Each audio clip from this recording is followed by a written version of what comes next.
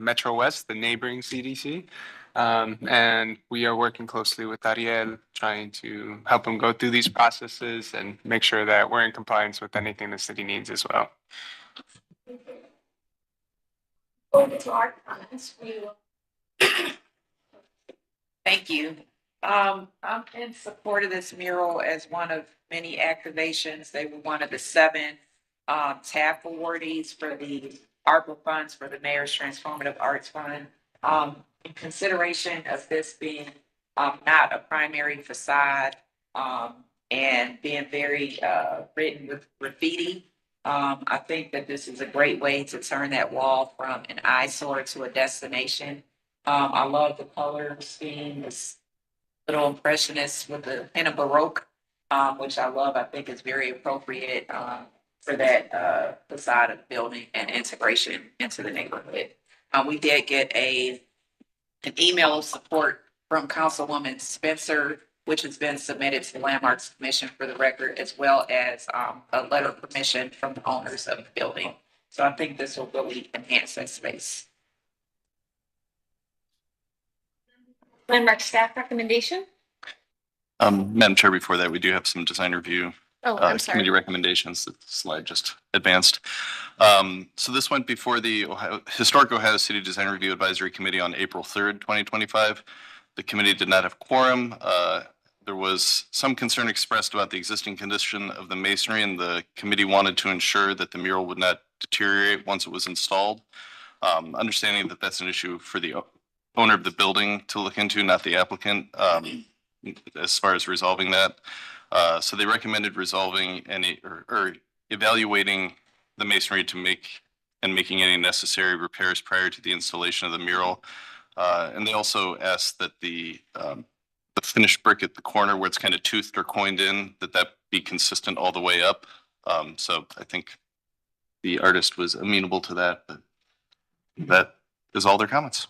To make sure if I made the condition of the brick specifically that they were looking at was the upper portion of the building. So they talked about some possible remedies. One I suggested, if it would work as opposed to new bricks and tuck pointing, is maybe some skim coating, since there's going to be a black background over it and a lot of texture in the art itself, that I don't feel like that type of approach would take away from the artwork and could possibly secure the brick installation.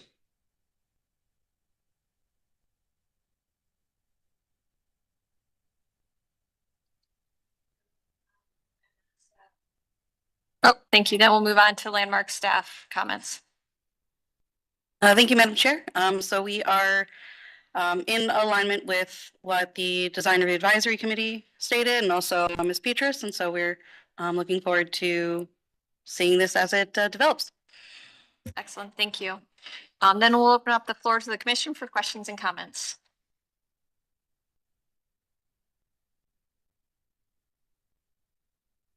Mr. Strickland. Thank you, Madam Chair. If we can go back to the presentation, I just have a question as to the next one right there. On the left-hand side, if you go back, I'm confused as to the apparent conflict between the windows in the building and the mural. And is it just the way this is being? Well, the angle that it's in, there's actually like a 1 foot or 18-inch depth. So from the angle, it looks like the window's getting cut, but it's just that it's behind that wall, so it does like a little kick out. Is there another picture then that is more straight on that kind of clarify that? Not in this presentation, unfortunately. All right, but you're indicating there's no conflict then. Yeah, That's apparent. like the closest one would be the one with the street view. You can see it if you're able to zoom in on from your side. Like that one right here on the left. If you're able to zoom in, you can see how it kicks out. The idea is to just hit the facade out. Is there an offset? Yeah, it's like an 18 to 20 inch, 24 inch kind of offset. And you appear to have created kind of a frame at the head and on the right-hand side, but it doesn't seem to be framed on the left-hand side. Is there a reason? Well, for it? it's like you see how the kick out on the top of the building, that there's like that 6-inch kick up Uh-huh. of the roof line where like the gutters or things would go.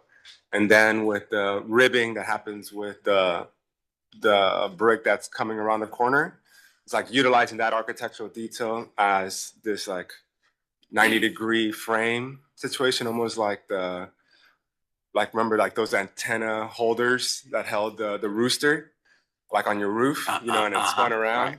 where it's like this like 90-degree kick out, like Americana style. So it's like that kind of building idea of like the rooster antenna, but glorified in color and vibrancy. All right. Well, that answers my questions. I think the artwork is very impressive and looking forward to it being installed. Thank you. Thank you, Mr. Strickland. Any other questions and comments from the commission?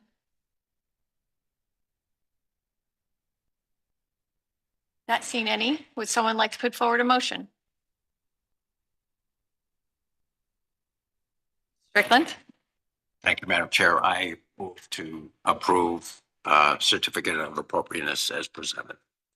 Can I recommend that we add the requirements or recommendations from the design review and staff, which were to evaluate the masonry and make repairs prior to install, working directly with staff on the methodology, and then removing the toothing from the design on the street side. Yes. All right, so we have a motion with conditions. Do we have a second? Madam Chair, I second the motion. Thank you, Dr. Williams. We have a motion. We have a second. Any further discussion? Ms. Anderson?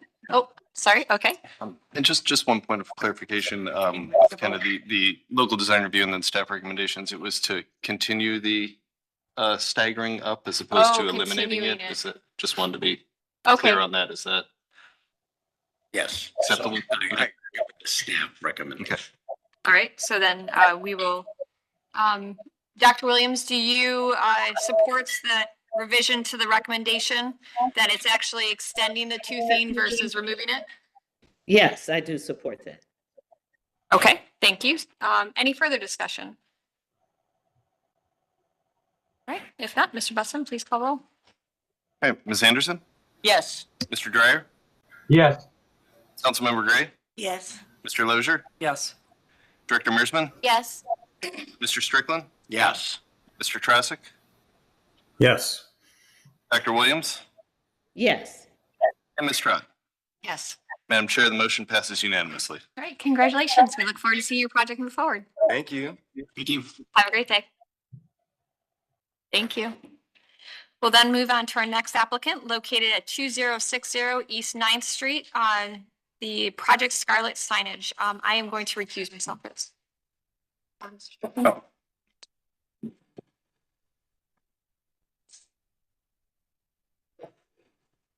The applicants, please introduce yourselves and tell us about your project. Good morning. My name is Michael Kristoff. I'm an architect at Vocon. Good morning. I'm Mark Balin with Diamond Signs and Graphics. And today we are here for the very exciting first presentation for Project Scarlet.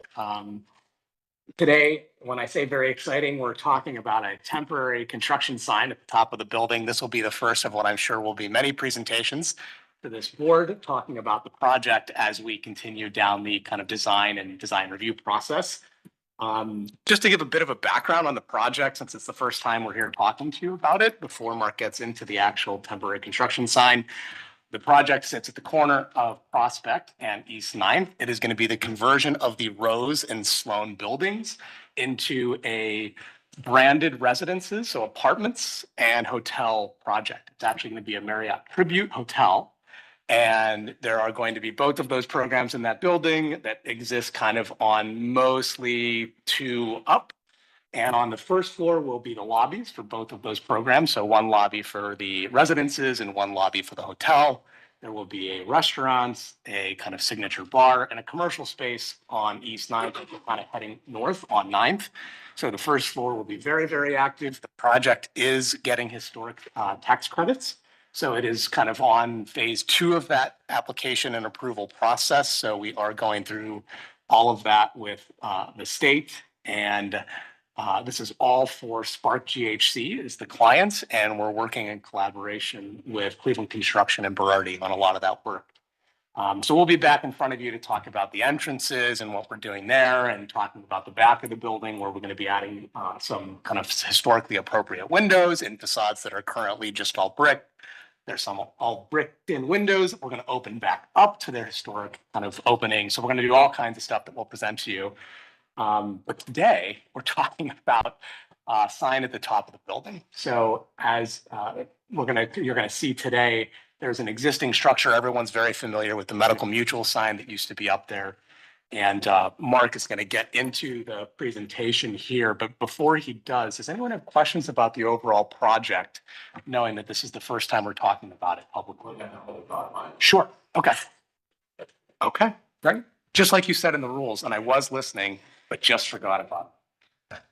I want to thank Michael for that introduction. I want to also I'll mention our appreciation to be in front of this board here. The project involves a temporary construction duration banner. It's going to be 42 feet wide by 17.5 feet high. It's going to be installed on the existing structure that once held the Medical Mutual building, a Medical Mutual sign.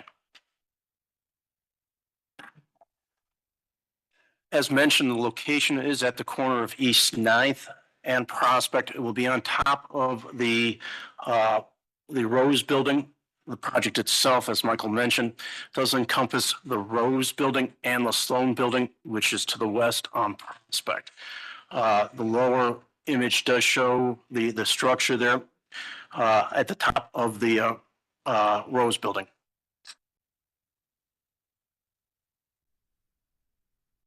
These are scenes of what the Medical Mutual sign was. This was taken down back in the fall, November to be precise.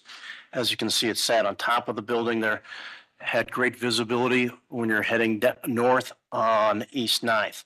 These are to the right are current ground views of the location. As you can see from Bolivar, the structure is there.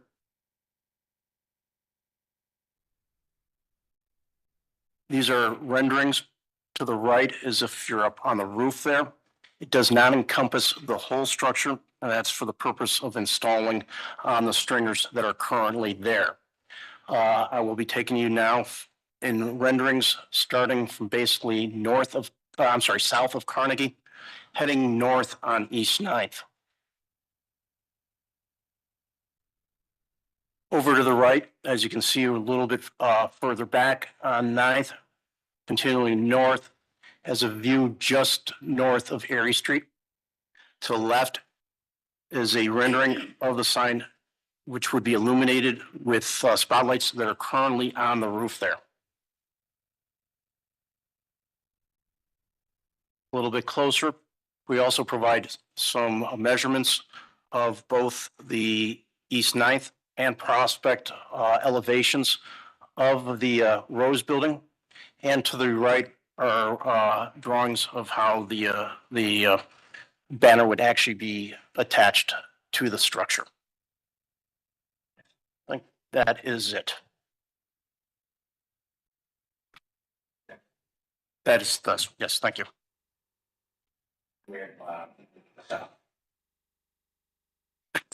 A design review committee report. Thank you, Mr. Chair. This project was reviewed by the Greater Downtown Historic Design Review Advisory Committee on the 2nd. They were in support of the project, subject to required zoning and signage codes. They had a lot of discussion on the advertisement of the project, not a tenant, and discussed a lot about messaging and things like that. And otherwise were supportive if it fits within zoning regulations. Thank you very much. And the landmarks staff recommendations. Thank you, Mr. Chair. Staff is supportive of the project and the current signage proposal. We conducted a site visit a few months ago and have had several discussions with the development team. It's an exciting project for Cleveland. We're looking forward to working through whether we're still working through whether there are zoning issues related to the rooftop signage, so staff would recommend approval and granting any needed variances to the sign code to make this allowable. All right. Thank you, Dan. With that, we'll open it up for the commission comments and questions.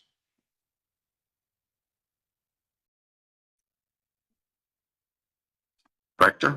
Thank you for the presentation and your project. I'm wondering, as you went through the design process for the sign, did you consider any other designs that were maybe less billboard-like?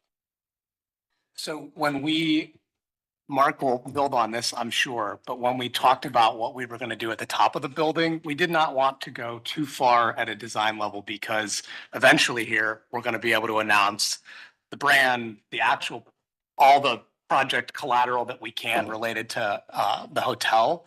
But Marriott is pretty specific about what can be released and what can't be released and when, and what you can and can't do with design. So the design was intended to be more about, it is Project Scarlet. That is the only that's the tenet of the building. It's going to have two kind of components to it. So it was meant to kind of be within compliance of that being for the tenant in the building, but we did not go too far with looking at lots of different really detailed designs for it to stay away from getting into conflicts or brand conversations.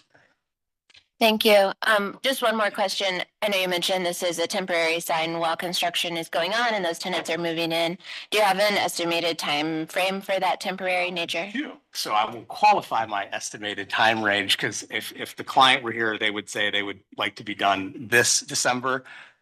What we're intending is that we would like to be under demolition construction come August of this year and really wrapping things up by the end of next year. So they would love to be celebrating the holidays in that building. That's kind of transition to now being on us and not the client. That's the timeline that we're trying to hold to. Any other questions or comments from commission? Ms. Anderson? Thank you, Mr. Chair. I'll try to be brief here. I'm really pleased to see that this building is going to be reutilized. It was kind of alarming when Medical Mutual left, so I'm glad that it's turned around so quickly.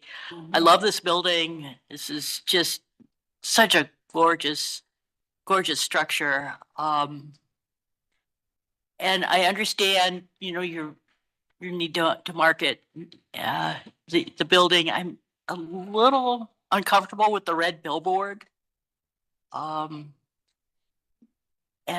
I'm not quite sure what to do about that. I suppose, it's going to go through, but the Medical Mutual sign was a very typical sign for buildings of that era, with the individualized large letters.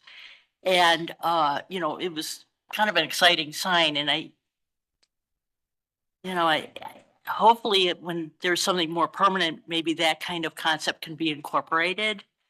But so those are my comments. So thank you. I hope I don't live to regret this comment because I'm going to set an expectation here that I intend to uphold. Dan's about to write it down. The narrative around the Marriott Tribute brand and the narrative around the person that built this building when he did are very in line with one another in a really exciting way. And it has a lot to do with people doing things different and doing something unexpected. So when this building was built, it was built at that corner when everyone's building on Euclid. No one's building on Prospect. No one's building this far east. It was rebranded the new city center by the guy building the building. Literally everyone thought he was crazy. So I do anticipate that the design and sign are going to have some excitement to them that are compatible with that narrative because the brand that's been developed for the hotel that we're hopefully close to kind of confirming here in the next, I hope month and a half, 2 months, is going to give us an opportunity to do something special with the sign. And you guys should hold us to that. You should. Thank you very much. Chair. Yes, I want to agree with the other commissioners. The building been around for many, many years. I remember when it had the huge lunchroom in it, back in the day. And it was just busy, busy, busy and served the best food ever. So, that's what I remember. And then, when it went away, I think the entire downtown was devastated. Was it the Forum? Yes. It was named the Forum, yes, and it, oh my goodness, it was the best ever. So I was just telling you how long I've been working downtown and up to this point. But my question is, Chair, due to the signage, would it be sort of a kiosk? A kiosk signage where you know how some sign have different variables, signage to it, like you are advertising what the other businesses, that will be in the that will be in the building per se. Eventually, there will be. There will be a signage package that communicates what's going on in the building, whether it's the residences or the hotel or the restaurant. Just so you know, the restaurant is currently slated to be right there at the corner in that space. So the use as a place that people can gather to eat is still kind of going to be upheld there. That'll be a very, very comprehensive signage package that'll be developed for the building. This sign really shouldn't serve that, as it is really just part of the kind of, we're getting into construction. This is the name of the project. We're excited to move forward, but that would all come later. And yeah, to build the excitement around what's going on. Okay, all right, thank you. Thank you, Chair. Absolutely. Thank you, Councilwoman Gregg. Any other questions or comments? Mr. Lewis? Thank you, Mr. Chair. I'm also really excited by this project. Can't wait for things to start happening. I mean, it's sort of the knuckle of downtown, and a lot of great things are happening around there. So making this a higher and better use than it sits today is fantastic. This is sort of related, but not necessarily related to this particular sign. But what's your anticipated timeline to come back for the signage package and for the sort of the building and whatnot? So we're looking at an August demolition package. In that package, it is likely that we're going to be back in front looking at windows and all of that kind of stuff. So we're going to be probably only a month or so away, maybe 2 months. The design process will go through November. So it is probably right before November, right after. So we'll probably be in a sequence of coming for the demo package and be looking at the windows. And then a couple months behind that, looking at a signage package that'll include the entrances, the building, anything that we're doing at the ground level, probably except for the restaurant. I think that's going to lag a little while, but the main building signage is definitely still yet this year. Gotcha. Okay, no, that's great. I also am a little, not super jazzed about the big, red billboard, but that said, it's a temporary sign. It's there to build excitement. I look forward to seeing the concepts that you're developing for the actual building signage. So No pressure, Mark. thank you. All right, thank you, Mr. Lozier. Any others? If not, I'll add my comments here. I agree with my fellow commission members that, this billboard is not really exciting, but it is Project Scarlet. So that kind of defines why it's a red sign in my mind. And given that it's a temporary sign, certainly we can live with the minimalist nature of the sign. I have a question about durability. It sounds like it's going to be there for a year and a half or so. And I wanted to know what your history was in terms of this type of signage and this type of application on the top of the building. Yeah, and then great question. And that's why we have over here this is going to be a mesh banner. So the air is going to go through it. And the structure itself has got 6 stringers on it. And those were what was used to support the original Medical Mutual letters. So that's why it's not going the full amount, because it's going to go from the top stringer to the bottom stringer. Then it's going to be attached with ratchet straps to the structure, also reinforced with screws. So yeah, that's not going anywhere. Yeah. I keep forgetting to push my button. All right. Any other questions or comments? If not, I'll entertain a motion. Mr. Chair. I'll make a motion to approve as presented. We have a motion. Do we have a second? Sorry, and acceptance of any potential variances. Yeah. Okay, thank you for adding that. Mr. Lozier? We have a motion. Do we have a second? Second? You, Councilwoman Gray. We have a motion and a second. Any further discussion? Seeing none, Dan, let's call the roll. All right, Ms. Anderson, Yes. Mr. Dryer, Yes. Councilmember Gray, Yes. Mr. Lozier, Yes. Director Mersman, Yes. Mr. Strickland, Yes. Mr. Trasick, I'm sorry, I was mute. Yes. and Dr. Williams. Yes. Mr. Chairman, we have the is unanimously approved. Just wanted to also note that we did have the abstention of Madam Chair. Okay. Thank you very much. Thank you guys so much. Thank you. See you soon. Just want to thank you here. I know.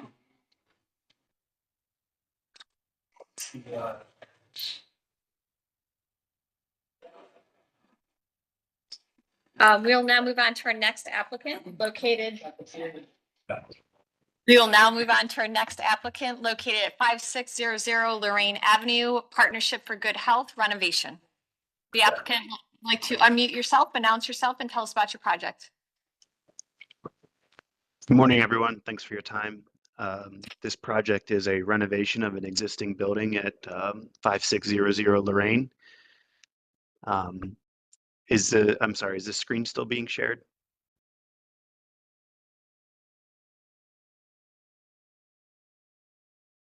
Can everyone hear me? There you go. It is coming back up on the screen here momentarily. While we're waiting, can you introduce yourself for our records? Yes. Good morning, everyone. My name is Lucas Steib. I'm with AODK Architecture, the applicant for the building renovation here at 5600 Lorraine Avenue. Also on the call today is Sarah. She is the owner and operator of the nonprofit Partnership for Good Health, in case you have any questions about her actual entity. We're here because Sarah hopes to renovate the existing building to become the new office space for Partnership for Good Health. And we currently have a renovation application into the building department. If you could go ahead to the next slide.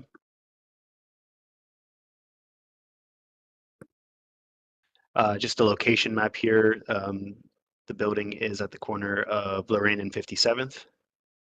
Next slide, please. Here's a Google Street View of the building. We're not exactly sure of its original use. Dan did mention that there was a gas station on the site previously, but it appears to have been torn down. It was more towards the rear of the lot. So this building was erected after that. But it appears just from the inside that the front half of the building did have some kind of commercial use, just based off of its corner entrance, and it's somewhat finished. And then the second half, or the rear half of the building, was left pretty utilitarian for warehouse storage, which we'll continue to use in that sense. Next slide, please. These are just some clips from PGH's website. I'll let Sarah speak to the actual services she provides if she wants to, but they're a really nice asset to the community and provide some good services for community members. Next slide, please. Next slide. So these are the actual construction documents that have been submitted for permit. The renovation's pretty cut and dry. It's mostly an interior renovation, but we'll go through some of the exterior things that Sarah and team are hoping to do to enhance the existing building. Next slide, please. Here you're seeing some existing floor plans. As I had mentioned, the front portion of the building is the building itself is kind of split in half with an existing demising wall, a CMU wall that you're seeing halfway through the building there. The front half is kind of intended for commercial use. We're assuming there's an existing bathroom and some existing utilities that we're hoping to reutilize. And then the back half of the building is storage. Next slide, please. So this is the office layout for the Partnership for Good Health. If you go to the next slide, it kind of shows more of the what we're hoping to do the exterior of the building. So there were some existing openings in the masonry. The front one on Lorraine still has glass block in there. We're hoping to open that back up, remove the glass block, and put in a new storefront window system.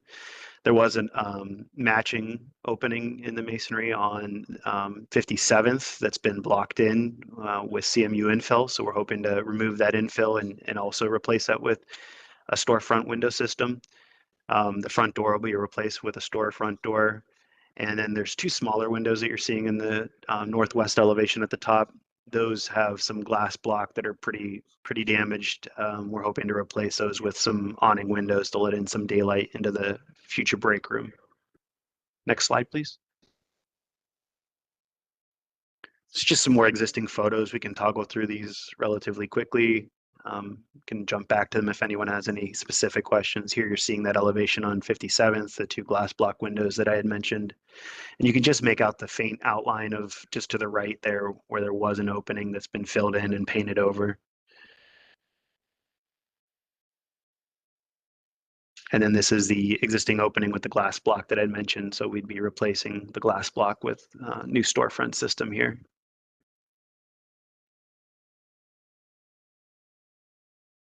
I think the next few slides are just some interior images just for reference.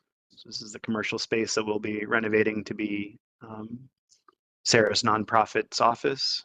And then I think there's an image of the warehouse in the back that'll, so here's the existing utilities. So rather new utilities that we're hoping to reutilize. The bathroom will be completely renovated to be ADA compliant. And then photo of the storage area in the back that'll remain as is. I think we're doing a new garage door on the back. And then just a very quick, I apologize for the rudimentary nature of this, but really quick mock-up. You know, Sarah is considering a yellow paint inspired by the image on the bottom right, showing a typical storefront door at the main entryway at the corner. And then the top right image is showing you how we've addressed existing openings in masonry buildings and added new storefront systems in the past. So similar sense on this building. That's all I have for you today. All right, thank you for the presentation. Before we get to our questions, we'd like to hear from the Design Review Advisory Committee recommendations. All right, thank you, Madam Chair. This went before the Historic Ohio City Design Review Advisory Committee on April 3rd, 2025.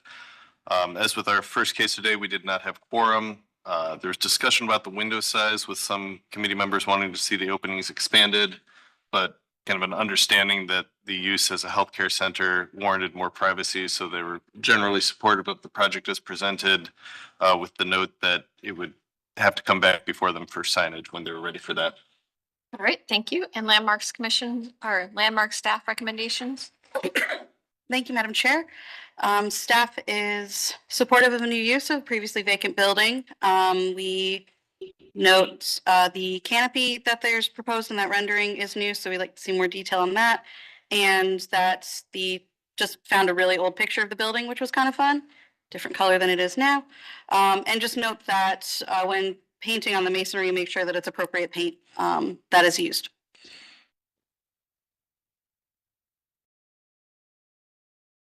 All right, thank you. Then we will open up the floor to the commission for questions and comments. Who'd like to start us off? Strickland. Thank you, Madam Chair. Well, I think it's great. And I really commend the applicant for, being inspired by this building and wanting to use it for your offices, for your nonprofit. I go down Lorraine quite a bit, and it's kind of like an orphan building in my mind, and to see it repurposed, I think is highly commendable. So I want to commend the applicant for repurposing this building. Thank you. Thank you, Mr. Strickland. I would echo that. I think this is a very modest building and the renovation is modest also, but really going to improve the overall area. And I think the use is very appropriate and needed in the area. So overall, I'm in support of the project. Anderson? Thank you, Madam Chair. You know, I've been going down Lorraine for 40 years now, and I never really noticed this building. It's pretty nondescript building. And I'm very happy that the applicant's going to be bringing in something that is, you know, very much needed by the community. I have a couple of questions. You know, it seems like glass block would be appropriate for a building of this vintage. And I was wondering if there was any consideration of keeping the glass block, and also the glass block provides more security. So I was the applicant comment on that. Hi, this is, Go ahead, Sarah. I could answer to this. This is Sarah from Partnership for Good Health. You know, we're at this time we're in a rental office off of West 117th, and the one thing the staff asked for was open windows. So we have glass block right now, and it just when you're working in the office for, you know, throughout the day, it just feels like you're kind of cooped up. So it was, and that we kind of kept the windows at a higher line so that at least we still have privacy throughout the day. And if we have clients come in, we're hoping that they still feel safe in our building. Thank you. That makes a lot of sense to me. The current building, like I say, it's pretty nondescript, but it does have color banding at the top of the building, which, you know, it's such a plain building. I was wondering if it'd be possible to reintroduce a color band and maybe incorporate, you know, some of your branding colors or something in that.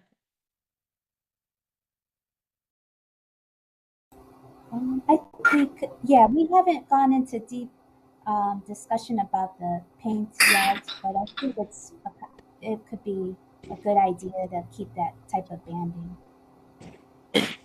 It just breaks it up and provides a little more interest. But, you know, overall, I'm welcoming you into the neighborhood. Thank you. Thank you, Ms. Anderson. I have a question, Madam Chair.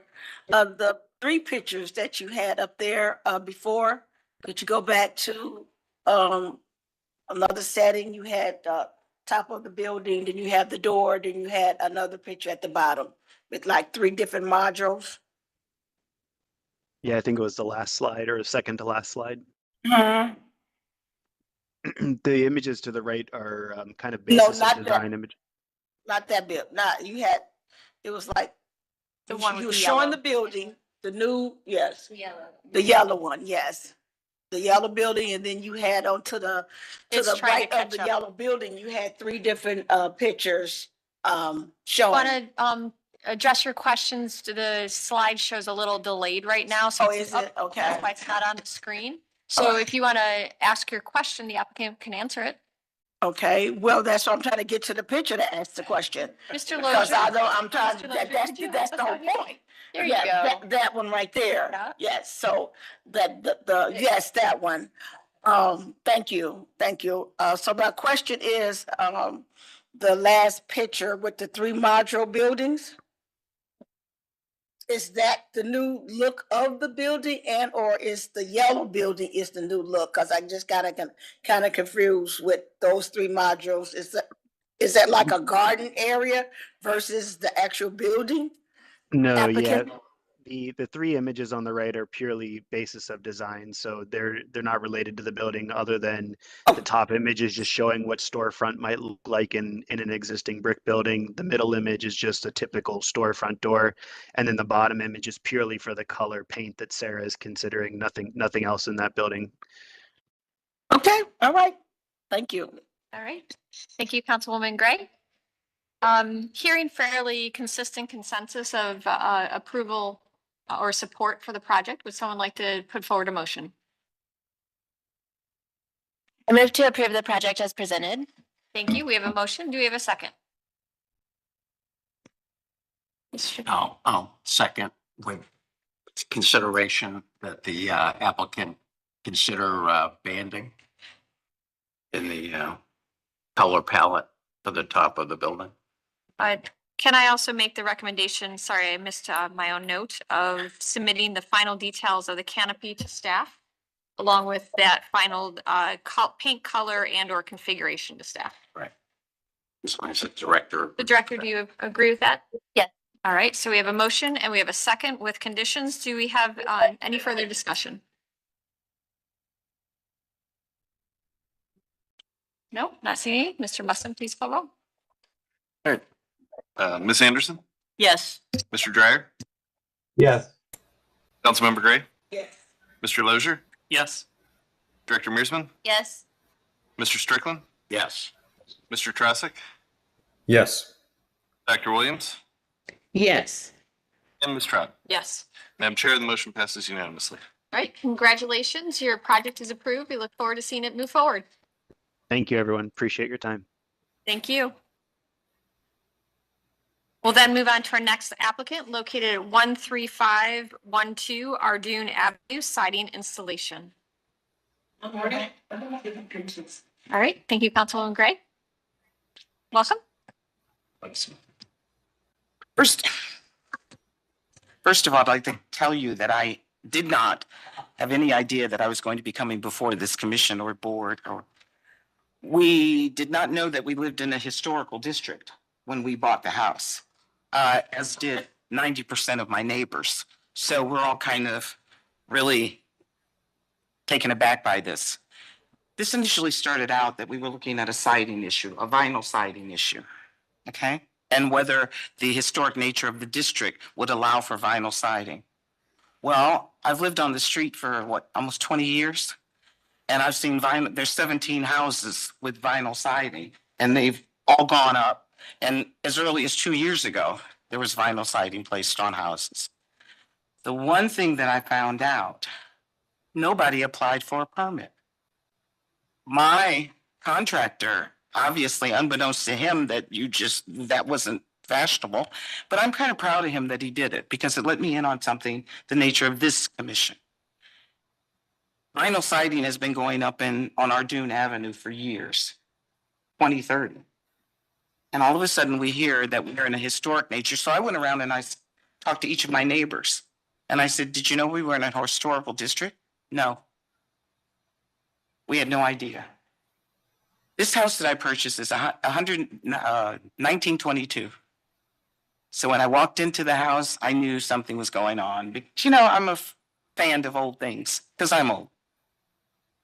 I think one of the most exciting things about this house was it needed me and I needed it. I just lost my husband and I needed something to do. So taking the house from scrap to a new life. Now, this isn't a restoration. This isn't a rehabilitation. This is a restoration. You can see her. There she is. She's 1922 and she's absolutely beautiful, I think. Okay.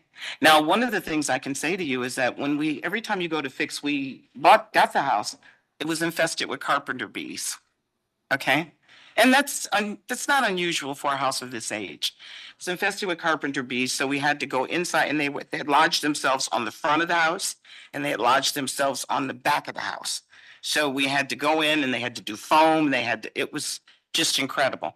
Then the basement flooded. But we got it waterproofed and we got the bees gone. Then the roof, a tree fell into the roof. And we got the tree off the roof and we got a new roof put on. So this started out as some, so we go to apply, we've got all that taken care of. We've waterproofed the basement, we've landscaped, we've moved trees, we've done everything. And then when we go and we purchase the vinyl siding because everybody else on the street has purchased it and put their vinyl siding up. And then I get a note and says, wait a minute. You have a historical landmark commission and they don't actually agree with vinyl siding. Well, as I just told you, my neighbors are coming and telling me, we have vinyl siding. Again, we're back to that permit that wasn't applied for. So because I applied for a permit, I've got almost $100,000 sunk into a house that I wanted to rehab. And I applied for a permit and I purchased, and I did call down to building and housing, as a matter of fact. And they told me everything was good. And then I guess this is Jessica. Jessica, is this you? Hi, I'm Laverne. Good to see you. The day before the siding was to go up, we were told that we were part of the historical district. Now, I don't know exactly, I've been a resident of Cleveland for all of my 60 plus years. I understand that we are one of the most impoverished cities in the country. And for somebody to take and love that little girl, and she is wonderful. She's hard to fix and she's complicated. But the neighborhoods and my neighbors next to me, they have houses falling down around them. So we all live in a historical district. But I'm suggesting, do we have housing inspectors? Do we have a published list of where these historical districts are? Because I don't know if that's exactly as fair. And I think your commission is wonderful because I'm hoping that you're after maintaining housing stock and keeping it up. But I'd invite you all to come to my street, as I had the councilwoman who just recused herself. She came and toured the house and she toured the community. So she knows that there are houses falling down. There are people who have not maintained their yards in the back. There's sinks, there's everything in that backyard, but there's people in their back, some neighbors' backyards. But I'm not here to rat out my neighbors. What I'm here to say is that we have a problem with housing stock in the city of Cleveland, and we people are willing to participate and rejuvenate a neighborhood. I owned a house that I just sold right on the corner of this same street. I know the quality of my work because we sold it for probably one of the highest prices it's ever been sold for, right at 13416 Ardoon. It's a beautiful house. And it had vinyl siding on it. So I am trying to say, what is the issue with the vinyl siding if in fact I know these historic laws, these historic landmarks are exciting? Jessica sent me a letter saying that sometimes it was the quality that I assure you that I went top quality on my vinyl siding. So I'd like to know what the issue with the vinyl siding is. Before we get into our plans, could you tell us just an overview? Is there anything beyond siding, putting vinyl siding on all four sides of the building or the house that you are proposing? Or is that the scope of the project? That's the scope. Well, this is called, when you're doing it like I'm doing it, you do it as you get the money. I don't know how the rest of you do your jobs, but as I get the money, I go to work, I get a contract, I make some money. The porch needs done. And that's something that really did just happen. I put in a new porch. We were trying, there's columns. Do you see, there's columns in the front of the house. Sure, on the center image in the front. We went to take the columns, move the columns to put a new porch in, and the whole thing fell down. The soffit fell down. There were bees in the columns. There were, they're called, what do they call them? I guess carpenter bees. And they'd eaten out the center. So the whole soffit fell. But it also opened up something good to us. And I can tell you this is because we were looking for some electrical wires that we couldn't find. You know how you go through? Someone had put the electric wires under the soffit and they were still live. So it was good that the bees came and it knocked down. All we were talking about is vinyl siding. And as I said, 17 of my neighbors have vinyl siding. I talked to Daniel. Could you just stay on the canopy or the overhang? Are you going to replace that? Of course. Okay. In kind? Is that your intent? So to replace it, what it looked like up there in that image, are you intending to put it back just like that? Yes. Okay, Well, we were not, if you listened to the contractor that came, we weren't gonna take it down in the first place. We were just gonna wrap it.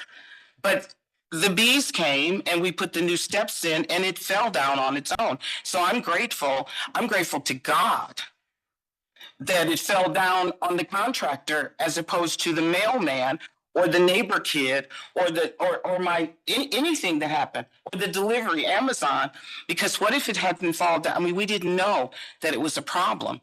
It was started out to be, exactly, Good to it's know that. happened when a restoration happens, and we are community members and we are excited. My family and I have put a lot of money into this area and we are excited.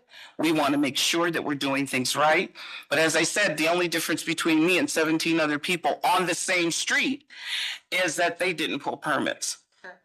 and before we have a little bit of process before we can get to our comments, we need to follow. So just want to make sure that, you know, we've covered everything on this project, which you said we have, so we can get to our comments really quickly.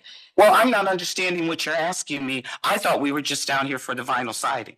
I mean, is there something else that you haven't told me? It would be the overhang over your door, you know, knowing that. So that wasn't there before, it just fell. So when the contractor came, he didn't know it was gonna fall because the bees were in the column and he didn't have any idea of that.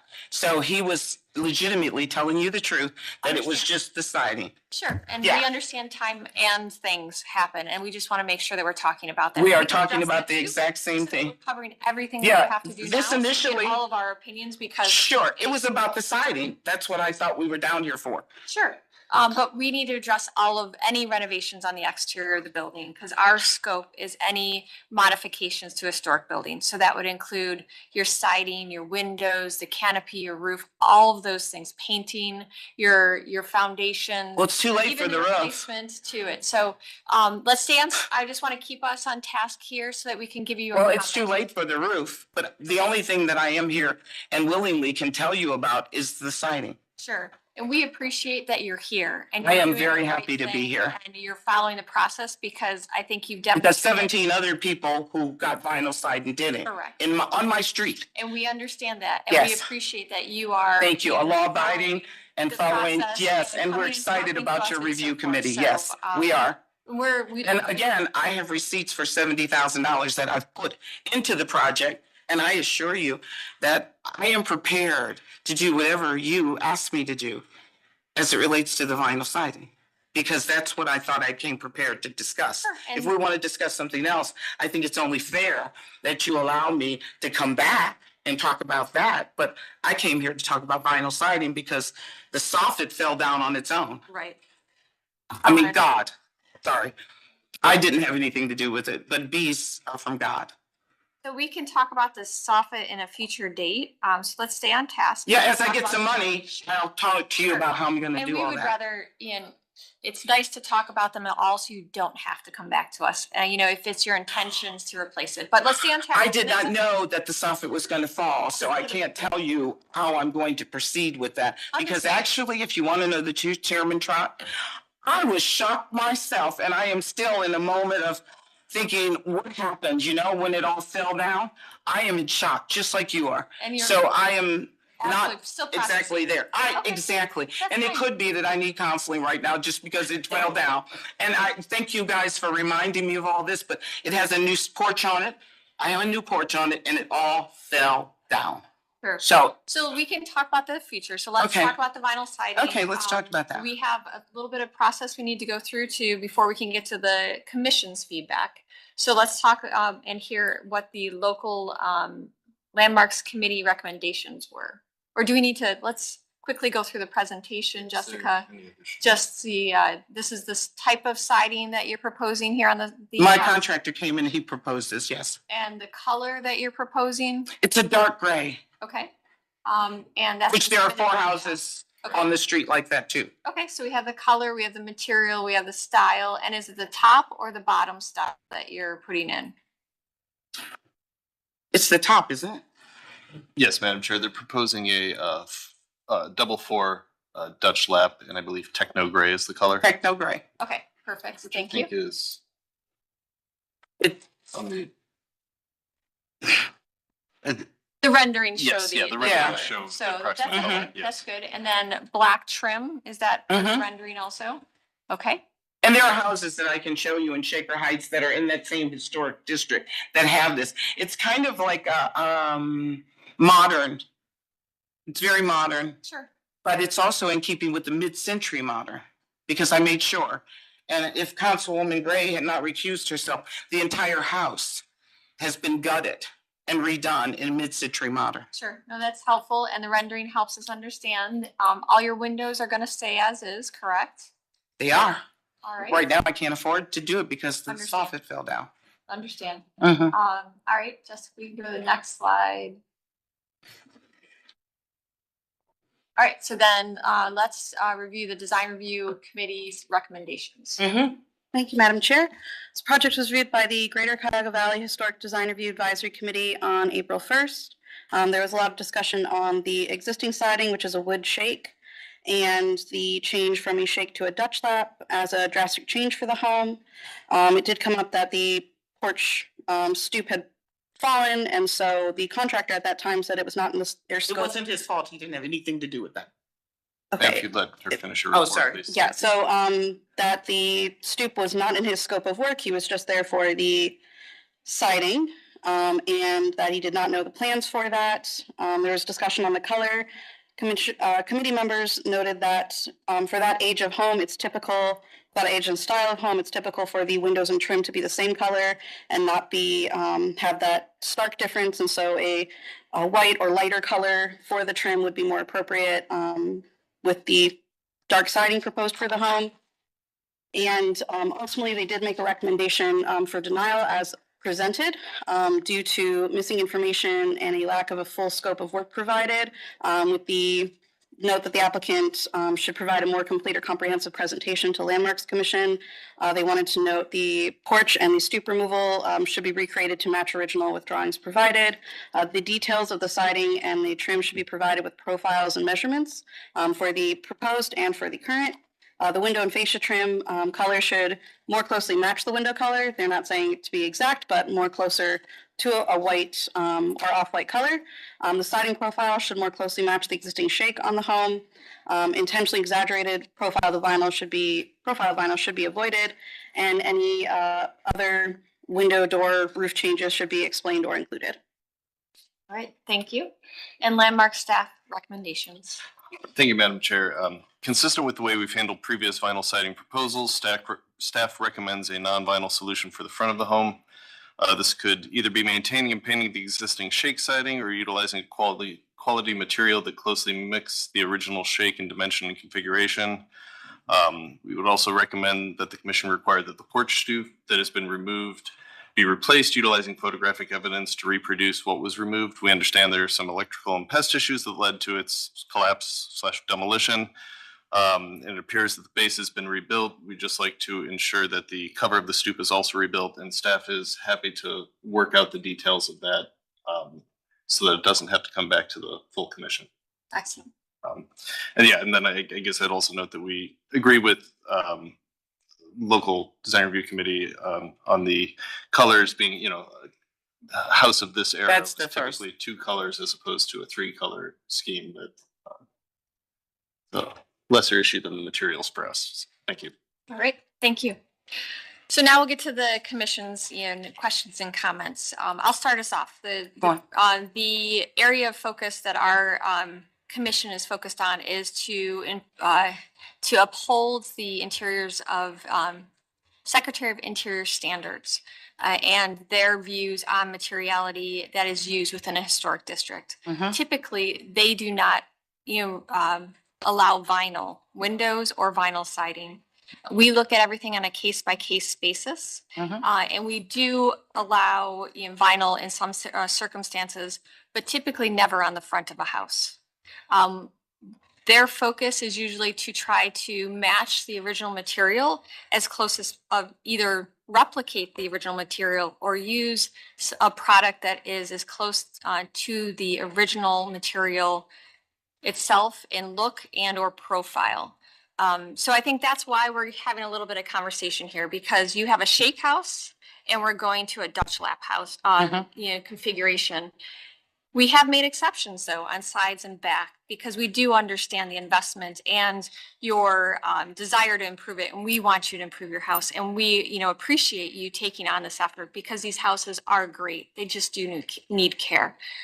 It's the front of the house that is our specific, major focus, or I'll say my focus, because I don't know how long this district has been here, but I know it's been here since I've been here for, 12 years, 11 years.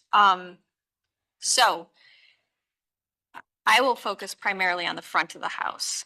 In that case, I personally feel that in using a material like a composite shake would be more appropriate here. And if we can figure out the details to transition to, a vinyl on the sides and back, meaning at the corners, or using a composite lap material that have the same profile of your shakes, because your house has been loved, which is good, and been painted, but your shakes have taken on more of a monolithic shake than a very individual shake look. So I could even be swayed that much, but the profile of it is really what I personally focus on. I think there's ways though that we can make compromises on the back and the side. And then finally, the colors, I would agree with staff that I appreciate the modern approach that you're taking and the colors, but I would agree with staff that I think it would behoove you to use a color closer to your windows, a white or an off-white or something that doesn't provide as much of a stark contrast of the three colors versus your white, box windows with your trim of black and then your dark gray siding.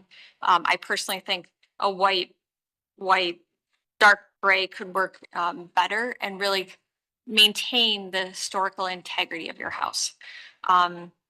So that's our focus. Does that make sense of what our typical focus is and why we're talking No, today? well, I hear what you're saying, but it doesn't make sense when I have 17 houses that have chosen their own colors. And I understand exactly what you're saying. So if I leave the house like it is, then there is no problem with this historic district, right? If I don't put anything on it, not even the vinyl side, then it stays like this, in the condition it's in, the historic district has no problem with this? Okay. So Then I related to accept I enforcement- accept this. Related to enforcement, I mean, they're a staff of 3 and have been working very hard to work with the building department on enforcement to answer that question. But right now, it's a staff of 3 over about 1,000 buildings. So if I just leave the house the way it is and don't touch it, I cancel the siding, sell it to someone else because I've already bought it, then there is absolutely nothing that this commission has to say? I still would like to talk to you about your replacement of your porch roof and although it came down, we understand that. So you're going to send housing inspectors? No. What are you going to do? You should have a permit to reinstall that. And I have to go to you to get the permit, right? There are things, since you already have a conversation and an application open, that you can work directly with staff to do that, and you wouldn't have to come in front of us. And what they would do is help advise you to make sure that. Okay, so, but if right now, if my budget affords me to do nothing, it's fine, right? And then I'm done with this particular body? You are done if you're going to do nothing. If your plan is in the next year, because if you would get an approval from us, it's good for a year. So we understand budgets and maybe money isn't available right now. But if I choose to do nothing and leave the house as it is, then Correct. I am outside of this commission, correct? Because Yes. you are not doing any work, yes, you are outside the requirements of this. All right, I think that's the way to go because I really can't, I have purchased this siding. We understand. And so to do nothing is the only thing option I have left. So we're telling the community that we'd rather the house stay in this condition because I can't use the siding that I purchased, correct? Is that what we're saying? No, we're not saying that. Maybe Okay. not on all 4 sides. What I am saying is that we may be able to make a compromise on 3 of the sides, but do need to pay attention to the front of the building. If we look back over 20, cases just in the last year that we've had to review, very similar to yours, there is the precedence that the front of the house, we need to uphold the standards that we are required to uphold, but we are trying to make If you pull a compromise. permit, because there's 17 people on my street that have vinyl siding, this, and it's really, it's obvious. So if you don't have to pull a permit to put the siding up, obviously, if they've done it. If they don't get caught, and that's just like anything in life, you can drive. Oh, over I the agree. seatbelt until you get I am caught. happy that I went through this process because this is the right thing to do. We But if I appreciate do that. nothing, then I am outside of this process. Correct? You are outside because you're not applying for any building modifications. But as soon as you modify your building, we will have to talk again, and we really do open that But if I sell conversation. it, you won't have to talk again. And correct? we will talk to the new owner. You are correct. All right? So we have a few So options. to we move don't forward. upgrade our communities and we don't look to doing anything special within these neighborhoods that are located in the poorest city, the poorest in the nation. Because we don't like the color schemes, correct? Is that what I'm Not hearing? the color schemes, And I ma'am. appreciate everything you, because these are the kinds of things I think that stop citizens from coming to Cleveland. I think it stops citizens from being proactive as far as maintaining their homes. Because if I own vinyl siding that I purchased and I can't put it up because a commission who is seeing a house that's built in 1922 in a dilapidated condition with bees, electrical problems, and I'm being told that because of the integrity of a historical society and no exceptions, then I wonder how many people are not moving to Cleveland and who are not taking this type of project on because of the impediments As I mentioned, of we're willing commissions to- such as this. I am saying that I have purchased siding and I have loved this house. I am Another saying that option to would be you. to maintain the original. And you go, my front. neighbors next door, their houses are they're falling down, but I chose to invest. Sure. And you're saying that my investment in a 1922 house, I live in Ward 4, which is probably the poorest ward in the city because we're called a poverty zone. And I am willing to put my money and my time and my energy into restoring a house. And there's a commission within the city of Cleveland that is saying to the residents, citizens, and people that might want to purchase homes in Cleveland that they shouldn't do it. And and is it published? And even if in fact I wanted to, It is I am- published. and it's on okay, the then I website, just it's on want to the say to you GIS. that as long as I don't do anything, then I'm outside the purview of this commission. And I leave the house in a dilapidated condition, and I leave the yard, and I leave everything the way it is. You're saying that you have no authority and I can just live in my house. Ma'am, Right? as we said, this is for building modifications, so yes, that's our purview. Okay. But another option. No, we're down to that- color. If we were down to vinyl siding and I'm telling you there's 17 people on my street that have it. Ma'am, have you heard the two options that I've told you that You we told could do? me- Two compromises that we are putting forward that we You are told me willing- that I have to get another color and I've already No, purchased this No, color. not for your main siding, just your trim, You're the sa- oh, s- black, just the black. We said the siding color could be acceptable, but as the design review committee, the staff, this is my personal opinion, I agree with having. And the I trim have a colors. personal opinion too as a resident of I the city of understand. Cleveland. Understand. But I purchased the gutters too. I purchased everything because up until the day before I was received notice, they were going to put all this up the next day. I have purchased everything. So I've got to go on Facebook Marketplace and see if I can sell gutters. Sam, let's talk about the materiality before the color. You're talking about the color, we were talking about vinyl. So now you want to talk about the materiality. Trying to keep you on focus so that we. I can am get always through. on focus. As I mentioned, that it's three sides we could make a compromise on. The front. But what you have about two the gutter options. colors? You just got finished telling me a Excuse me, white, ma'am. a white, May I a white. finish? Sure May I you can, finish? but maybe I should finish too because I'm saying to you that I've already purchased. I understand you've purchased it. And I am a single woman in the most impoverished district in America, trying to improve my life. And these are commissions that are saying, go on Facebook Marketplace and sell. We are not saying that. Well, what are you saying? Once again, we have two options that we put forward Okay, as a go ahead. compromise. the front of the house is the main focus and that we are trying to come to some resolution on.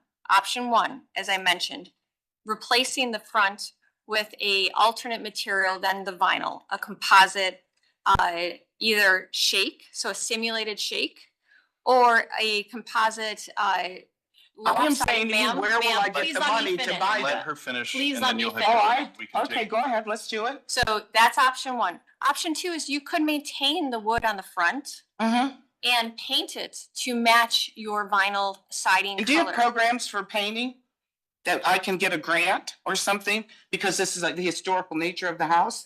Are you helping citizens that, There, you say yes? there are programs available through That the I can have Department of paint Community and somebody Development. come out and do it? Okay, go ahead. Go ahead, Dan. There are programs available through the city's Department of Community Development. We can send you information on those if you're interested. So Well, there to are paint the programs. house. Okay, it's So what she said. that would be here, option the two. So expenses. we understand, Mhm. and we're not telling you to sell it all off. We're trying to come up with a compromise. I hope So you are. You can maintain the wood on the front and you could then paint it to match the vinyl siding. you've And already you have a painted. program for single women that can get I paid. think anyone could actually apply to it, single, married. I'm a senior elderly. citizen, but you're saying I have to get something to pay Yes. for There's- this paint. And There's you're also saying there's community programs development. through the Okay. Cleveland Restoration Society. low Oh, you interest- have a restoration society that provides they're grant not- funding? Outside of the city itself, it is the Restoration Okay. Society, a nonprofit. Do they provide grant funding?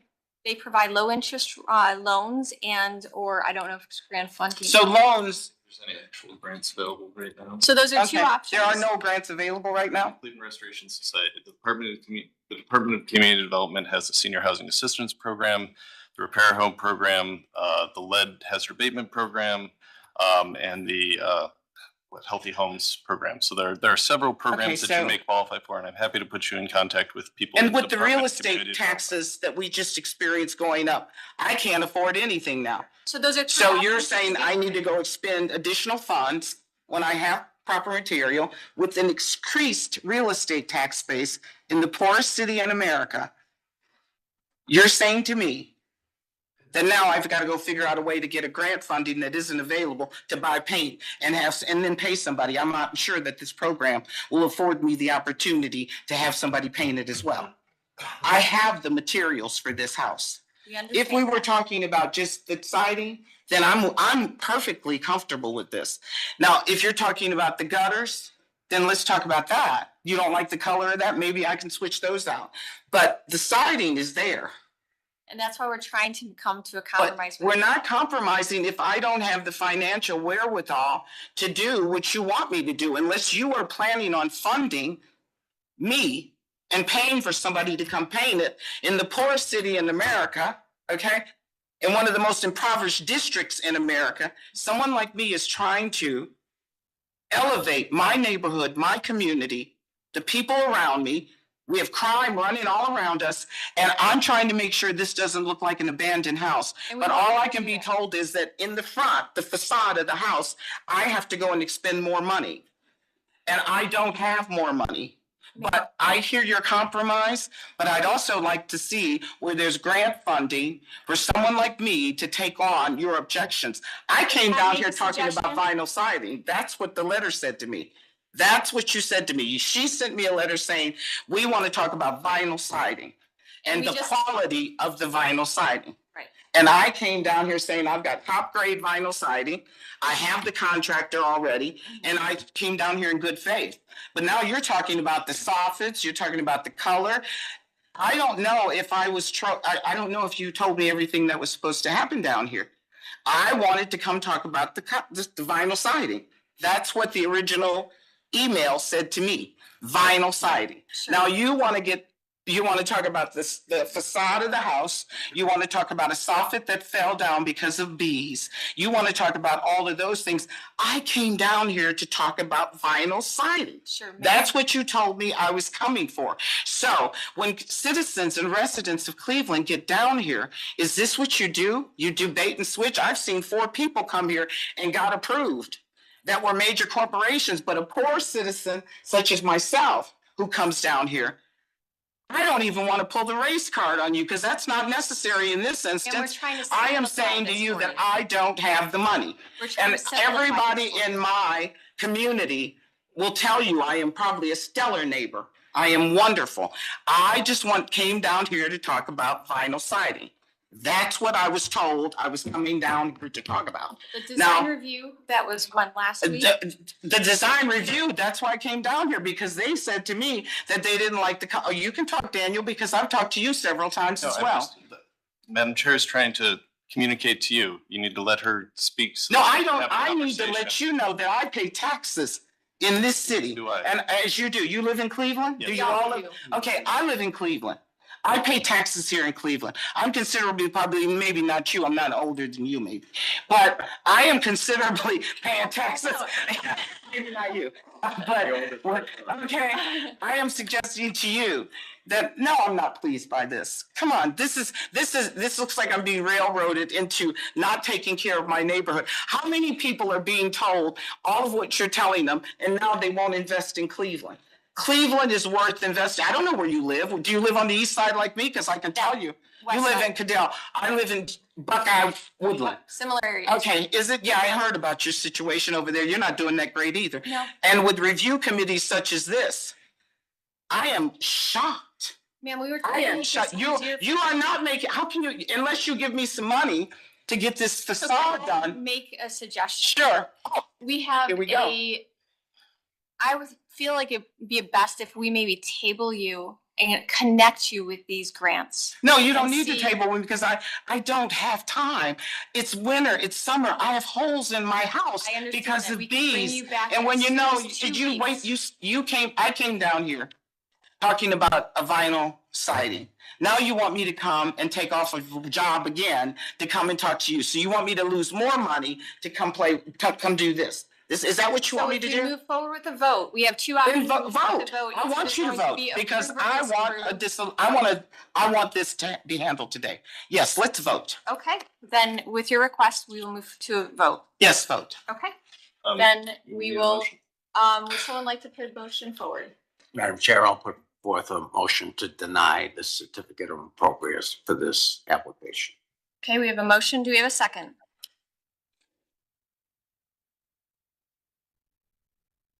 We have a motion. Do we have a second? Third time? I'll second. So we have a second. So we have a motion. We have a second. Any further discussion?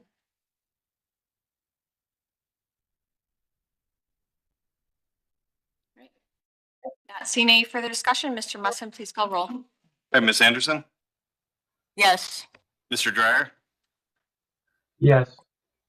Mr. Lozier, Yes. Director Mersman, Yes. Mr. Sambry, Mr. Strickland, Yes. Mr. Trasick, Yes. Dr. Williams, Yes.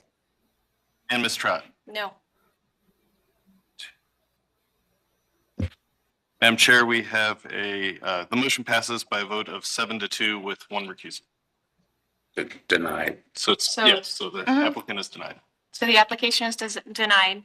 As mentioned, there are opportunities for grants for painting and to meet somewhere in the middle. Please feel free to reach back out to staff because I know you have Dan's number. I have Dan's number, and you know what? I just We want really to do know want to get that to a point that I we don't- can get you to move it forward, because you do have a I beautiful can't house. move it forward. I can sell it though. And Well, that's we hope something that that you don't go there. No, Because you I- are an advocate for the community. I am. It would be a community loss just over this thing. No, but it I won't think be we a can get to community that. loss. Chair, we have a long agenda this morning. Yes. So. It will be a loss to the community. I understand, Well, Bob, but I am thanks for saying, joining us. thank We you. truly appreciate you. Thank you. We will then move on to our next applicant, located at 733 Starkweather Avenue, roof restoration.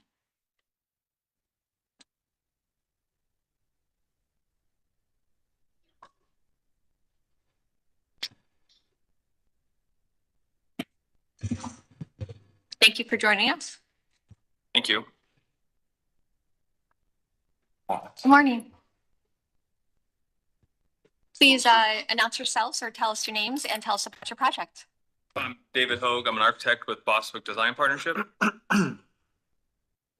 So, I'm Christian Cismar Sentido Zisquetiro. I'm Mike Rittenauer with Rittenauer Group. Excellent. Welcome. Thank you. We're going to take turns this morning. Father Jan's going to introduce his cathedral, a little bit about his congregation, their mission, a brief history.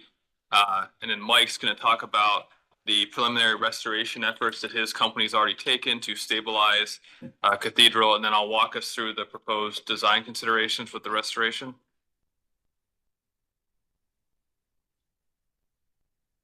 There we go.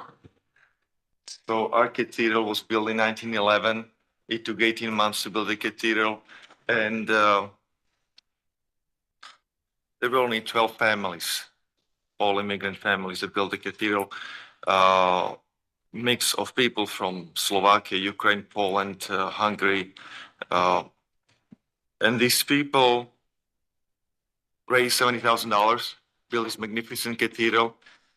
And last year, when we were like 2 weeks away from finishing the roof, our workers starting the copper somehow triggered probably some things, and the cathedral suffered a great damage from the fire. So we have a big restoration in front of us, and we would like to put this beacon of hope back to Tremont. It's been there for 130 years almost. It's the oldest parish in Ohio. It's the first church in Cleveland. First Orthodox church in Cleveland, pardon me. We have maybe 32, 33 Orthodox churches in Cleveland. This one is the mother church. I mean, all other Serbian, American, Russian, and Ukraine churches came from our cathedral. So after the loss, we received a great support. We had many people, hierarchs and faithful, coming to express their support. We received hundreds of letters, and I say, I'm pleased by the grace of God. We got a great team to lead this project and hopefully to restore to its former original beauty. And then Mike, leading the construction team, is going to talk us through the preliminary stabilization efforts that his team's put together. Yeah, so our company, WR Restoration, was brought in by Osborne right after the fire in order to try to assess what the damage was and try to get some of the preliminary stabilization done. So the fire was, we came in on the 28th, started doing some drone work to try to see exactly what's going on. The 30th of May, we brought 2 very large cranes in and some big lifts, and we started to take down the main center dome. Over the next months, we've worked with structural shoring. We provide selected demo and tried to assess the condition after the fire with drone, 3D scanning and video. And then we've helped to design and implement the temporary roof structure. And in December, we introduced Bostwick to St. Theo's, who is now taking on the design for the full restoration. And we're excited to be involved with this. It's a terrible situation, but it'll be great to see it go back to how it was before all this occurred. And just to speak to some of the photographs that are on the screen for the group right now, you'll see there's temporary scaffolding on the outside. There are temporary roof enclosures just to keep the weather out on the roof. And the inside's full of scaffolding as well. And what we're trying to do here today is to receive your approval so we can move forward with actual restoration permits to do permanent construction, because right now everything we've done to date has been temporary.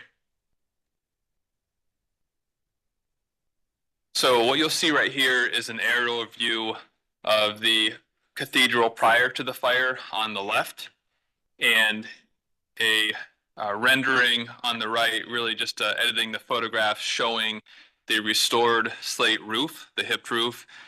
And we're matching slate in kind there, natural slate, just as it was, same dimensions, same textures, same colors, everything. Same thing with the domes. We have a large dome in the center that had to be removed because of structural concerns. It was actually starting to tilt, and so it had to be removed for that. The fire also burned the entirety of the wood structure that supported that dome and several other domes. So the plan is to restore them just the way they were with natural copper. That's why it's shown in the copper color, because of course, when it's restored, it'll be new copper, similar to it was in 1911 when it was originally built. And it'll take time to age and kind of tell that story. Moving forward, we'll see a similar type of image, but more of a ground level pedestrian view of the restored cathedral. Again, you'll see the large main dome restored in copper with the windows. You can see a little bit in the cylinder right below the dome. Those will be replaced as well. You'll see two medium domes on the west side with the new copper, two small domes on the west side. The west side is where the fire started, so that's the most of the damage is over there. And then you'll also see a little bit on the right-hand side, that barrel vault there is also needs to be rebuilt. So that's why that's new copper as well there. And moving forward, a little bit more of a diagrammatic type of view, again, highlighting the complete restoration of the main large dome, shaded in pink there, the medium domes shaded in yellow, small domes in green, and then that copper barrel vault in purple on the far right side. And then in blue is replacing in kind the natural slate hipped roof shingles. And a lot of that will need to be done because unfortunately the framing that supports those slate roof was also charred and damaged and needs to be repaired. So in order to do that, we need to take off slate or reuse what we can and then replace in kind and distribute it to restore the balance of the slate. But again, it's planned to be natural slate. Moving forward, we really do have a great team, and I'm sure everyone that comes before you tells a similar story with that, but I'm really happy that we have an integrated design team, construction team, and ownership team. Yeah, I'm happy. Yes, we're all happy. So we come together and we really work together as a team to think, what's the best way to approach this? So we're actually having a workshop in our office next Monday with trade contractors coming in, talking about how do we do this together with the design team. So it's very much integral. What you see on the screen right now is, fortunately, the church had access to original design drawings. So we have access to those. As you all know, changes often happen during construction. And the construction team, in addition to providing construction services, also provided three-dimensional drone imagery and scanning that we were able to import into our three-dimensional design model and overlay that with drawings and find discrepancies that happen in construction from drawings. So our goal is to restore what was built, not necessarily what was designed, but what was built. And I just wanted to give you the confidence of how the importance of that responsibility is to us, and to be faithful to that existing geometry, faithful to those the character, the visual character. So we're combining our knowledge, of the existing or the original drawings, the three-dimensional scans, overlaying with those with our three-dimensional models. And the initial permit that we requested that actually prompted this was for the structure of these domes. So I wanted to, again, instill confidence in the group, the geometry and the conditions. We're working with a specialty fabricator that forms these beautiful three-dimensional structures off-site for the framing of these domes. And this is some of their imagery that they've put together of how they can frame those structures. The next image shows our proposal for recreating those windows that surround the cylinder below the main dome. So we plan to replicate the original Muntin pattern with the diamonds, the same size, scales, colors. We're gonna, it'll likely be recreated with the aluminum system. The original was copper. So we will wrap it with copper. So you still see the copper and it'll age the same on the outside. We'll also plan to put in an insulated double pane window as opposed to the original single pane glass. But again, the goal would be to put the Muntins on the outside, the inside, so it still looks the same, and then apply some sort of film or graphic for the glass so it still looks the same from the outside at that 35, 45 feet distance away, but also will perform better from a thermal energy, long-term maintenance standpoint, and not worrying about condensation that may occur by original single pane lighted window. And this is a close-up on some of the materials and give you a feel for our approach. The domes are actually composed of individual diamond-shaped shingle-like panels, and they're each attached together. And that's the same as it was existing. The barrel vaults would be the sheet metal copper with the ribs, same as existing. The slate, again, a natural slate, exactly like the existing would be. And then this is just an illustration of the visual character that was in the existing windows, and similar to what our goal would be to restore it with link for link with the same mutton patterns, colors, and then the decorative glass. And then that's the end of our formal presentation. I'll go back to one of our renderings just to help the conversation, but thank you. We're actually going to be board for a second. Oh, thank you. I always forget to turn on the mic. I just like to leave it on. Thank you for the presentation. Before we get to our questions, go to Design Review Advisory Committee recommendations. Thank you, Madam Chair. This project was reviewed by the Greater Cuyahoga Valley Historic Design Review Advisory Committee on April 1st. There's a lot of discussion about the decision to keep it as natural copper and not add any just make it green or artificial aging or patina on the copper, and a lot of discussion and understanding that this is, the original material, and also it signifies the new changes and tells the story of the whole building over time. They're very appreciative of all the work that's going into it. There was some discussion about how it's being assembled in place and what parts are prefabricated, and they did recommend approval with commendation. Excellent. Thank you. And Landmark staff recommendation? And thank you, Madam Chair. Landmark staff, as I'm sure all of Cleveland is excited to see this faithful reconstruction and appreciate the thorough and painstaking evaluation of the domes and all the work that's gone into this. We're particularly happy to see the materials being proposed are historically accurate and will age and patina naturally over time. But for the next half century, visitors will be able to notice the difference between the old copper and the new copper. Kind of highlighting and helping memorialize the tragic fire and just the rest of the history of this like true Cleveland landmark. So staff recommends approval as presented. Thank you. Thank you. We'll open up the floor of the commission for questions and comments. Anderson? Thank you, Madam Chair. I speak for the community. We were all devastated by that fire. It was heartbreaking. I'm sure the parish was just, I can't imagine the sorrow that you felt. And I've been looking forward to the day when you would come before our board with the restoration. This is wonderful, wonderful news. And I'm fine with the use of the non-patina copper. Over time it'll darken, and it'll turn into that blue-green color. I do have a question regarding the windows.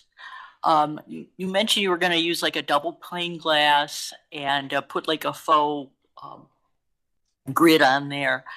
The glass itself it sounds like it's going to be more of like a photo finish as opposed to using a colored glass with the color intrinsic in the material. That's correct. Is there a reason for that, or? Financial, we're trying to make best use of the available resources, prioritize what's most visible, and being accurate to that, and that was one of the areas where we were trying to, shift funds so we can afford to use natural slate, afford to use actual copper.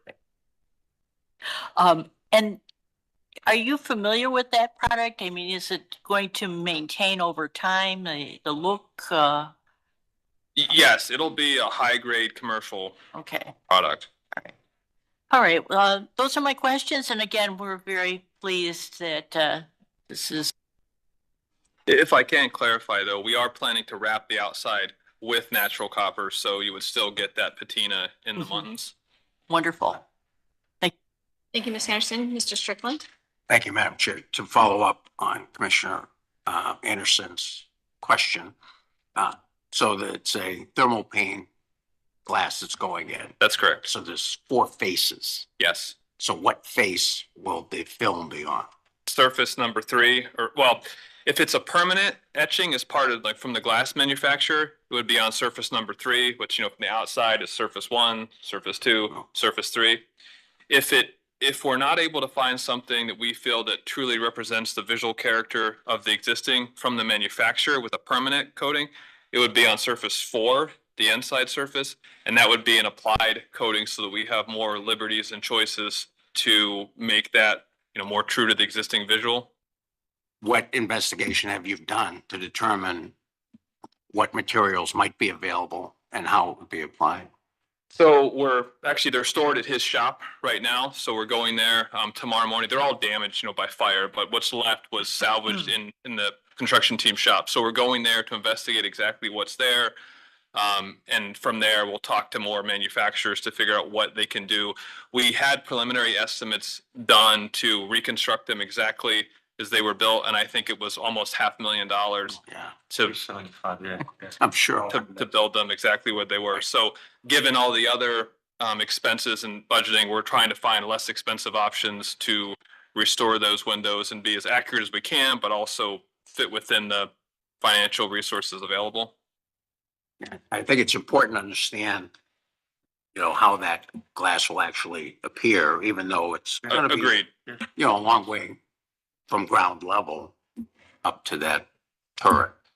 But I think trying to replicate, you know, and have a representation of that colored glass so that it's not reflective, you know, from the outside is going to be important.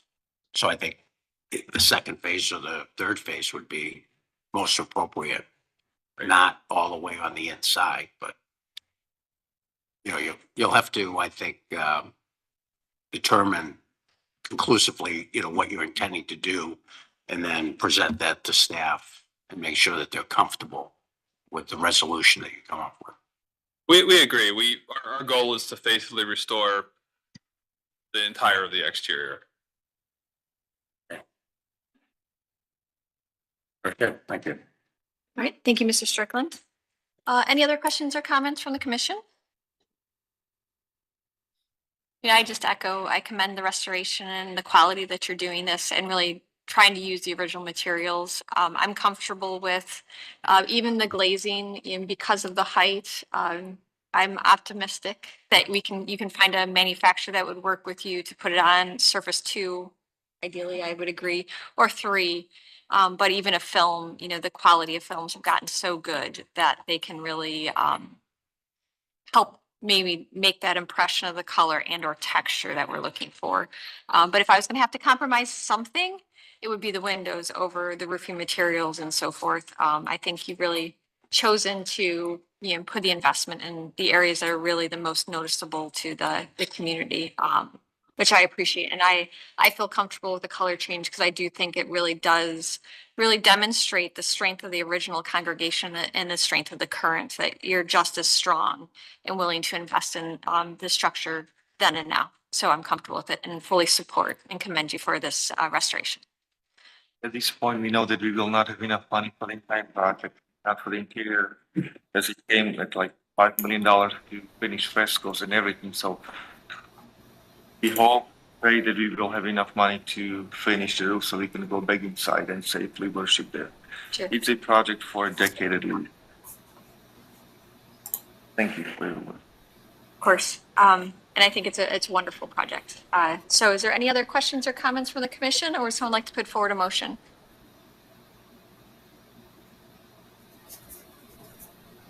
Mr. Lozier? I'll put forward a motion to approve as presented with the condition that the applicant will come back to staff with to review final details for the windows.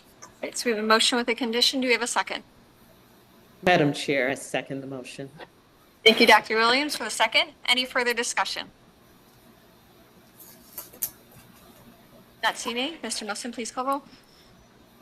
All right, Ms. Anderson, Yes. Mr. Dryer, Yes. Councilmember Gray stepped up, Mr. Lozier, Yes. Director Mearsman, Yes. Mr. Sambry, Yes. Mr. Strickland, Yes. Mr. Krasick, Yes. Dr. Williams, Yes. and Ms. Trot. Yes. Madam Chair, the motion passes unanimously. All right. Thank you. Congratulations and good luck with your project. Thank you so much.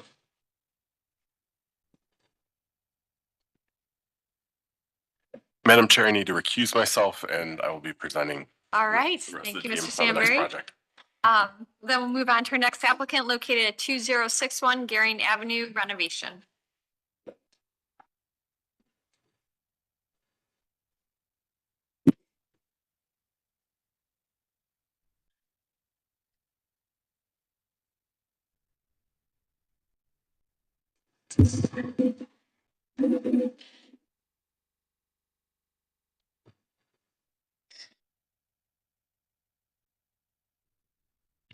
Welcome. Please tell us, announce yourselves and tell us about your project. Hi, everyone. I'm Steve Jennings with LDA Architects. Tom Gillespie with Gearing Company LLC. And Mike Sever, I'll be in. So yeah, so we are working on the rehabilitation. On the rehabilitation of the building at 2061 Gearing Avenue. It's at the corner of Gearing and Abbey. There's slight delay, so there's Oh, yeah, go like 5 slides ahead. So this project is really kind of divided up into 3 parts or phases. So we have previously worked with the storefront renovation program, and that portion of the work has already been approved and under construction. And that consists of really that main corner storefront, which you can see here that the entire Abbey facade and kind of the 2 bays of storefront with that middle entrance on the Gearing side. So then really the next phase, which we're here for today, is the remaining landlord work, which is the rear storefronts, which you can see kind of start at the garage door on the right side there. And then there's 6 windows or 3 storefronts at the rear of the building. And then also on the opposite side, and at the back of the building, there is a drive-through window that would be part of that landlord work. And then in the future, any tenant alterations and signage, they would have to be submitted separately. So this building is being funded through a state and federal historic tax credits. So we are working through, the review process with both those entities during this process. Originally, the building was a DeSoto Plymouth car dealership. So it is a very auto-focused building historically. Obviously, there's garage doors, cars coming in and out of the building historically. I don't know, Mike, if just from a historic standpoint, there's anything else? With the DeSoto car dealership, the front portion where all the storefronts are was the showroom. There is a garage door on the east side. That's where the cars would come in and out of the showroom. The garage on this side that's visible, and there's a second garage door on the south side of the building where the auto body and mechanics portion of the building was. The middle portion between the showroom and the auto garage is where all the offices were for all the car salesmen and stuff like that. So there were cars inside the building in all portions of the building. There were parking lots of cars for sale in and around this building across the street where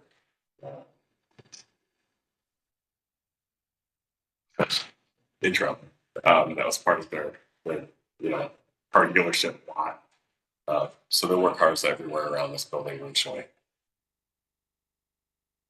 And then we just kind of flip through the existing photos. So they said the main storefront at the corner is under construction. The bottom right photo shows the rear windows that were previously bricked in. So we are, opening those back up and restoring those to windows like they were originally, and then adding a door in, every other window to get access to make those three kind of smaller, local type, West Side Market type of tenant spaces. Just like 600 to 700 square feet each tenant.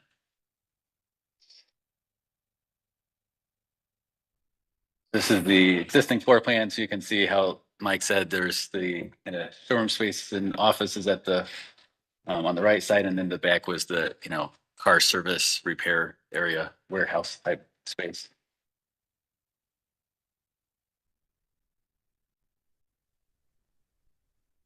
And this is the proposed floor plan at the top. So you can see the smaller tenant spaces along Gearing, and then one, slightly bigger tenant towards the corner space.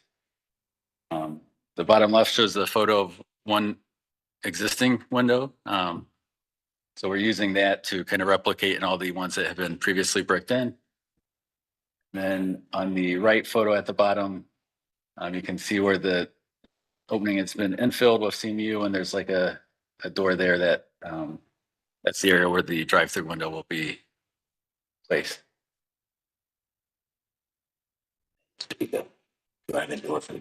Right, and I think Mike mentioned there is a garage door in that location originally that would have allowed access to the showroom for cars.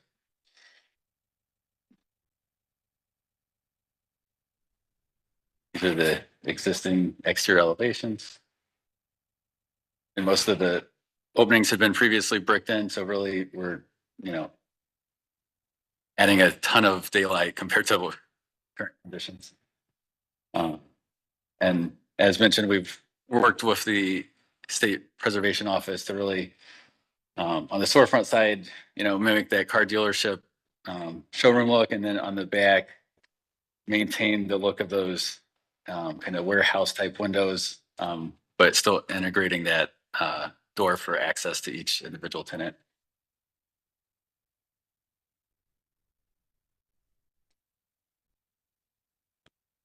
And this, I believe, is the last slide with the site plan. I'm showing this, the entrance to the parking and drive-through would be off of Gearing towards the rear of the building. And then you would have one-way traffic exiting towards Abbey Avenue. We did bump out the, well, you can see the sidewalks already pretty deep, and would likely have a patio in front of the storefront. So that would kind of keep pedestrian traffic further away from the building. And then we also have from the corner of the building, we've shifted the exit drive, towards the bottom of the page, at least 10 feet to allow that vision clearance triangle to people can see oncoming traffic as they walk past the building.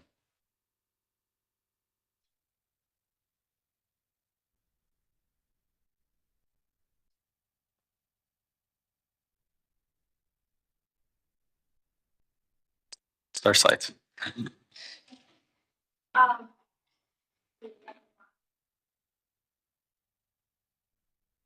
Thank you, Madam Chair. As noted by the applicants, this project was reviewed previously as a storefront renovation program for part of the project, and that was November 2nd, 2023, by the Ohio City Design Review Advisory Committee. I think that was the name. And so we do have what was presented at that time, just because it has been more than a year since then. And yeah, so it did not return since the changes proposed with this kind of expanded look were very minimal. So it did not return back to local.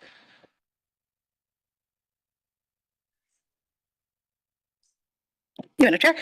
So we did receive public comment for this project. We received 48 emails that came in before the deadline and one voicemail that was left. Of the comments that were left, there was about 88% that stated opposition to the proposed project, and then about 12% in support of it. These are kind of all the comments. We did receive about 6 emails after the deadline that we weren't able to share with you ahead of time. But kind of a summary of those comments is those in opposition cite concerns for pedestrians with crossing and just bikeability and walkability in the area. The cars in the drive-through going up Gehring and traffic backing up on the adjacent streets of Gehring, Abbey, and Lorraine, noting the already heavy traffic in the area. Comments include references to the proposed use and desire for a less car-focused use in the neighborhood.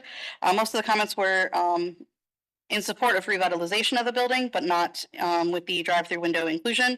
One comment remarked on the loss of the murals on the building with the renovations. Comments in support noted support for the use and inclusion of a drive-through window.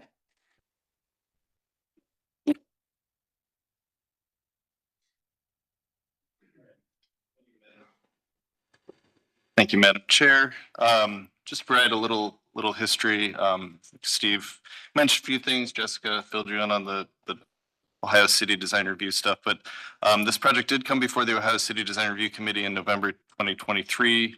The proposal is very similar to what we're reviewing today, but without some of the details that were later finalized through the developers' discussions and review process with the State Historic Preservation Office, as the project is receiving, as Steve noted, historic preservation tax credits. In addition to the tax credits, this project also went through the city's storefront renovation program. And typically, storefront renovation program projects go to the local design review committee, as this one did, and are then handled administratively without going to the full Landmarks Commission. So when permits were applied for last year to cover the storefront renovation program scope of work, Landmarks signed off on those administratively. We did not sign off on any permits for the remainder of the building or property, including the drive-through.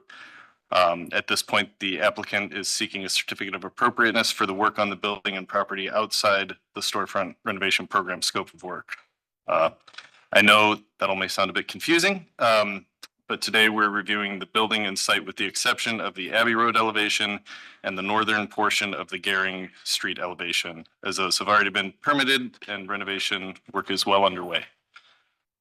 As a former Ohio City resident and someone who worked as the commercial coordinator in the precursor to Ohio City Inc. for 20 years ago, I was not surprised to see so much public comment about this case, and I understand the concerns of many residents desiring a walkable and bikeable community and the resistance to larger corporations taking interest in the neighborhood. I mean, frankly, 20 years ago, we were seeking out this type of investment, but we didn't have any willing takers. Through the organic growth and the many small businesses that have taken root and invested in the area, as well as significant private investment in housing and commercial property, this has become a very desirable neighborhood. Now larger businesses have noticed and view it as a profitable area to invest in. Cleveland Landmarks Commission cannot approve or deny a proposal based on the ownership of a business looking to invest in the neighborhood. The city can apply zoning and use laws that have been ordinanced by the city council, and the Landmarks Commission is charged with applying the Secretary of the Interior standards for rehabilitation. Since this project is getting the historic tax credits, the State Historic Preservation Office has already evaluated this project for adherence to the Secretary of the Interior standards and found that it meets those federally adopted guidelines. The charge of the Cleveland Landmarks Commission per Chapter 161 of Cleveland Codified Ordinance is to apply the Secretary of the Interior standards and issue a certificate of appropriateness if we find the project meets those standards. Based on the history of this property in question, originally being constructed as an automobile showroom and service garage, its location in the broader neighborhood and historic district, and input from the State Preservation Office, my feeling is this proposal does not violate those standards. Since the designation of the Market Square, Lorraine Avenue Commercial and Ohio City Historic Districts going back to the early 1980s in Ohio City, over the past 40 years, the Landmarks Commission has shepherded the growth of this neighborhood while maintaining its historic integrity. The Landmarks Commission relies on zoning laws to guide decisions about what may be built and what uses are allowed. This is a case where the applicant is proposing a use that appears to be within their zoning rights. We also rely on the city's other departments and offices to review proposals prior to the issuance of a permit. With all of the traffic concerns that were raised through the public comment in this case, I would expect the Division of Traffic Engineering and or streets and sidewalks to have input and possibly require a traffic study prior to approving the project. It seems like requiring a one-way exit from Abbey Road, like onto Abbey Road at the exit of this property, would alleviate a lot of the concerns that were raised in the public comments. With Gearing Street already being right turn only onto Abbey, the project should not add any additional traffic to the Lorraine Avenue intersection. Landmark staff appreciates all the public comments, both in support and opposition of this proposal. I just want to remind the commission and the public of our focus and our charge. While we can take other issues like traffic use and unit count into account when reviewing projects, our focus is to evaluate each project using the Secretary of the Interior standards. When the State Historic Preservation Office applied those same standards, they specifically commented on the proposed drive-through in their approval. They stated in the Part 2, the tax credit application that was supplied, quote, "The altered garage door / person door / infill in the second bay from the north on the east elevation will be removed, and a minimally compatible single bay drive-through addition with a flat roof and clad in cement board panels will be installed at this location. The east elevation faces a wooded slope where the site drops off to the adjacent railroad right-of-way and is only visible from a narrow viewing angle immediately after crossing the Abbey Avenue Bridge over the tracks. The drive-through addition will be set back one storefront from the building's north elevation along Abbey. Like the State Historic Preservation Office, it is the feeling of staff that this proposal does not violate those standards in bringing this building back into productive use after decades of abandonment. We do acknowledge the concerns around traffic and safety and the need to coordinate further with the Division of Traffic and Engineering. Thank you. Then we'll open up the floor to the commission for questions and comments.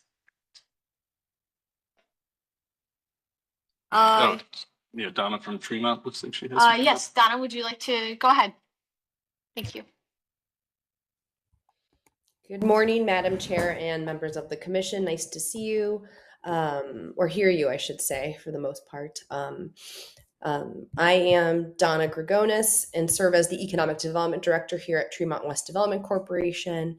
And I'm here today to speak in opposition of the drive-through and make it clear that this site does sit at a crucial gateway between two of the neighborhood's most vibrant and walkable neighborhoods. It connects people to local businesses, schools, transit, and green space, and how this commission shapes it will really have a lasting impact on walkability, safety, and community identity. I'd also like to make it clear the support of the investment in the property is really a positive thing. The proposed rehabilitation of the building and improvements to the facade are welcome, and that's a great step forward.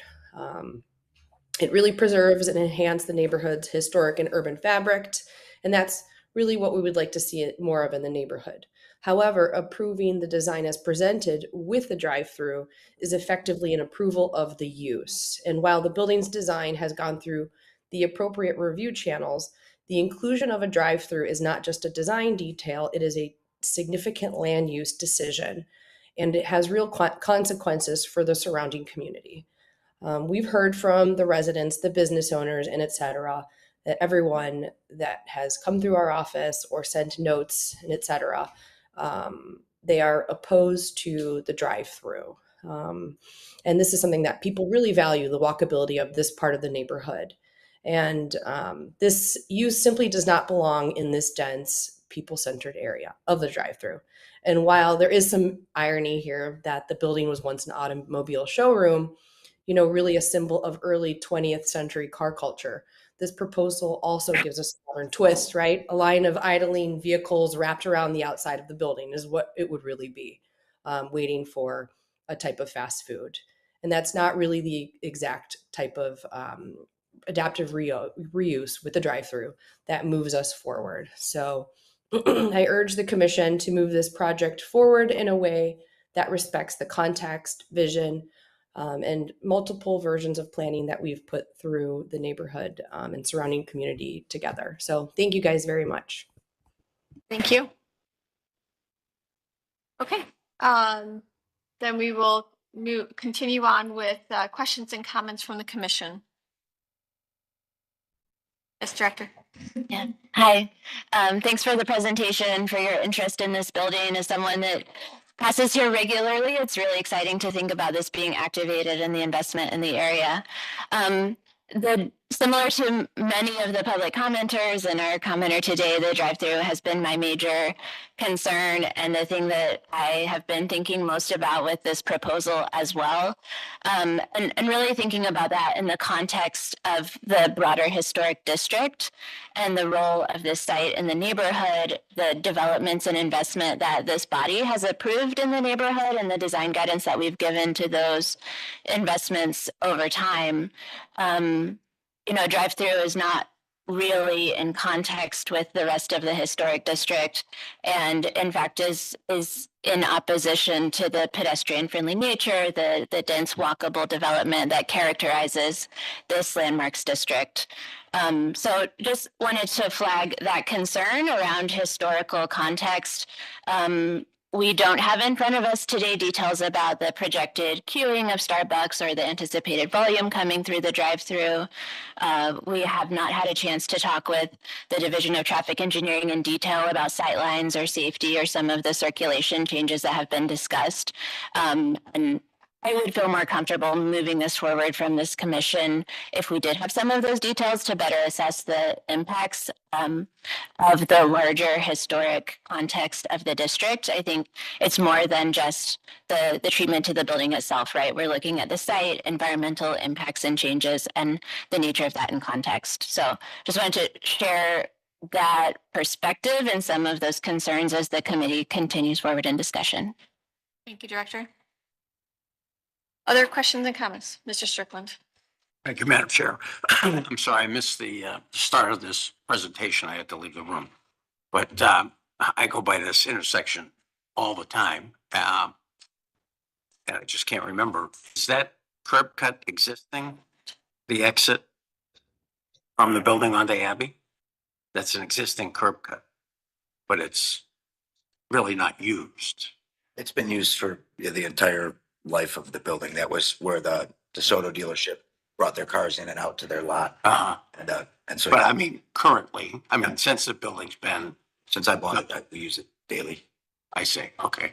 And where does the RTA bus stop sit relative to that curb cut? Across the street. So you see there's that turnaround, that the RTA turnaround there. So north is to the Yeah, right. but there's a bus stop on that sidewalk. There's a bus stop on the bridge, yeah. Yeah, that was my question. How far is that bus stop on Abbey from that driveway? I don't know exactly, but it's down a little bit. And RTA is supportive of this project. We've dealt with them throughout since the beginning of this, because some of that property, they needed easements to be able to work on the bridge because they own that bridge that goes over the railroad tracks. They wanted an easement for a pedestrian overlay across the back of the property, which we granted them for a future project that's right now on hold over there. I don't know what's going on with it, but MRN kind of fell out of it or something. So, but we've given them those easements. So we've been working with them for a couple of years now. And so they will accommodate if there's any issue with traffic study as far as the bus traffic there. All right. And you already have a tenant lined up for this space to Yeah. use this Yes. drive-through? Yes, and that tenant is one of the here is the drive-through. It's crucial to that. There's been legal, we're in contract, and we've both got the historic tax credits and the financing for the project through CF Bank based on this tenant. Without this tenant, everything falls apart. The tax credits fall apart, the financing falls apart, everything falls apart. So, okay. And so have you discussed with the tenant what their history is with this type of utilization? And you can see the cars stacking there on this plan. It looks like a lot of room is available before cars would go out on the yeah, hearing. they require a 7-car stacking, or that's what they hope for when they design these. We have 15-car stacking, so or 16, I think. So we're way in addition to what they perceive that they're going to have as stacking. They've also taken like a lot of their newer facilities are like 1,500 feet, you know, they're much smaller. They've taken 3,000 feet and they have a whole cafe and an exterior patio for outside seating. So this isn't your typical Starbucks in and out model. It's their, you know, more suburban, people spend time here. model. Have they been able to share any projections as to what they anticipate in terms of utilization of the drive-through and times of the day when it might be busier or not so busy? Yeah, I haven't gotten that information from them, and this kind of came up late, so I would have had that stuff together, and I'm sure we're going to have that stuff together. After we proceed from here and we go to streets, we're gonna have to have this dialogue with streets to finalize our permit. All right. The normal process is, you know, here and there. Landmarks and then streets.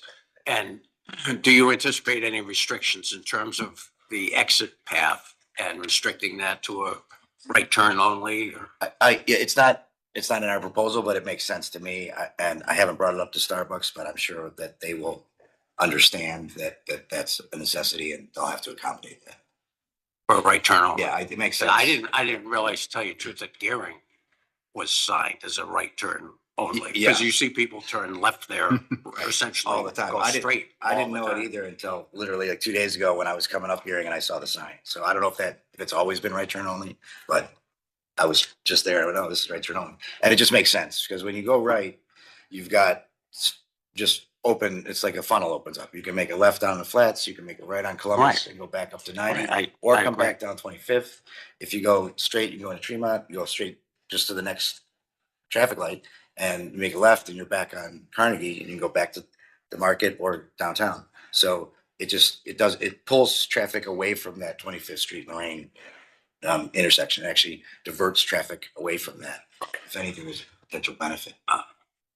So in listening to Dan's staff recommendation, I agree, and I would think that our purview is restricted to the repurpose of this building, whether it meets zoning requirements and is within the Secretary of Interior standards, and given that SHPO has done an extensive review and approval of this project.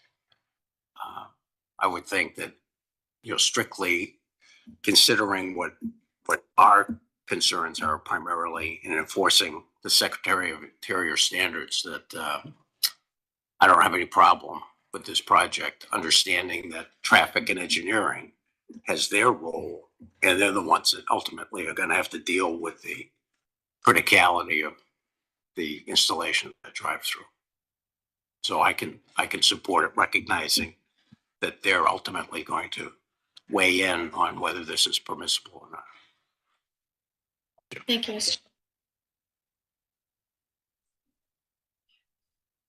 Thank you, Madam Chair.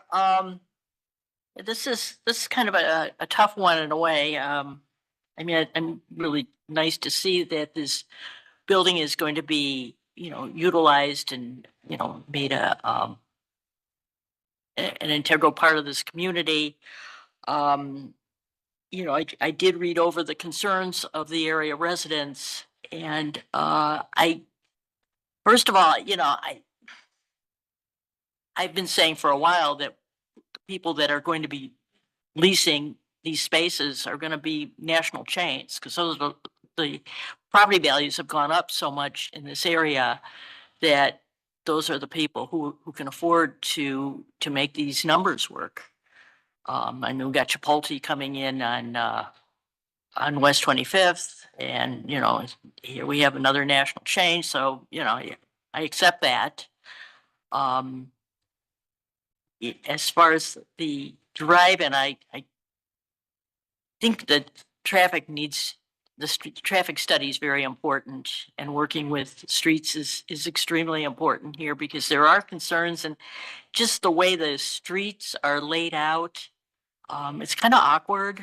You know, it's got some weird bends. There's a lot of people making left-hand turns onto Lorraine on that section of Abbey. So, you know, probably prohibiting left-hand turns and right-hand turns only, you know, is something that, you know, you just discussed. But yeah, I think that needs to be carefully reviewed. And, you know, this wasn't a drive-through, but until Market Street was blocked off and made pedestrian only, people buying their morning coffee could drive through Market Street, pop out, and I forget the name of it now. It used to be Talkies, but there's a coffee shop there. So that opportunity was eliminated by the city. So we, I can see where, Starbucks came in and said, well, it's probably a need there. But, I think that you'll have to really carefully look at how the traffic is negotiated, and also the amount of traffic that they expect. If we, are having cars backed up onto Gehring, it's probably not a good thing. I'm sure the people at Starbucks have metrics for measuring all of this. So, Just with regards to the chain thing, yeah, you kind of need some of that to be able to put these things together. But part of our plan here is to then have those 3 stores that are down 4 kind of in the garage, because there's that bicycle guy who's going to take that garage door space. So it'll be actually 4 small local retail, which that allows us to do that. Right, And give right. that if you look at the trust building on the other side, they've got 3 retail spaces there that they've been trying to rent since they built the building. It's vacant because there's not traction there. Yeah. When we put this here and we put those little stores there, you're going to get an environment there that I think helps the whole neighborhood. That was the idea behind it. You have to have the one to be able to do the other. right. You got to have your anchor tenant. Attention to that. Yeah. A lot of tenants in the neighborhood, and the small guys are getting that small space that a startup place can afford Mhm. is something that's not existent very much, Well, those are my comments. Thank you, Ms. Anderson. Other questions and comments? Mr. Lozier? Thank you, Madam Chair. I guess I have maybe more of a procedural question. So as mentioned that it typically comes to landmarks before it goes to, the next step, but I also think echo Director Mersman's comment about having a little bit more information about traffic studies and things like that may help us in our understanding of how all this kind of works in context. So I guess the question is, if, as an example, if we tabled this today to get more information, does the buck stop here before it can go, or do we have to? Okay, so we would need to. Okay, so we would need to make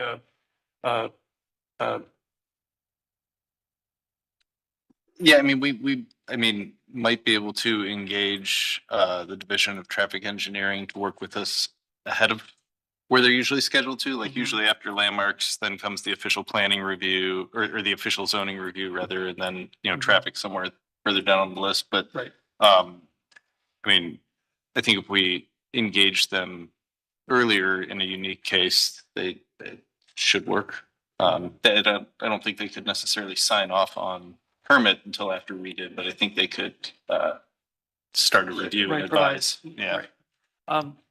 So that said, for me to be able to sort of have all the context, to be able to really kind of understand the big picture, I would also like to have that information to be able to make a decision. All that said, within our purview, I'm also in alignment with Mr. Strickland's comments as well. If we're looking at this strictly as, does this fit within the Secretary of Interior standards? Yes, it does. I don't see any issues from a historic building landmarks commission standpoint with moving ahead with as presented.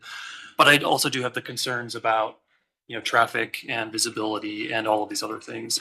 I all of that said too, the location of this to me maybe makes a little bit more sense for something like this because it isn't directly on, a major thoroughfare. It is off to, a more of a sort of a side street.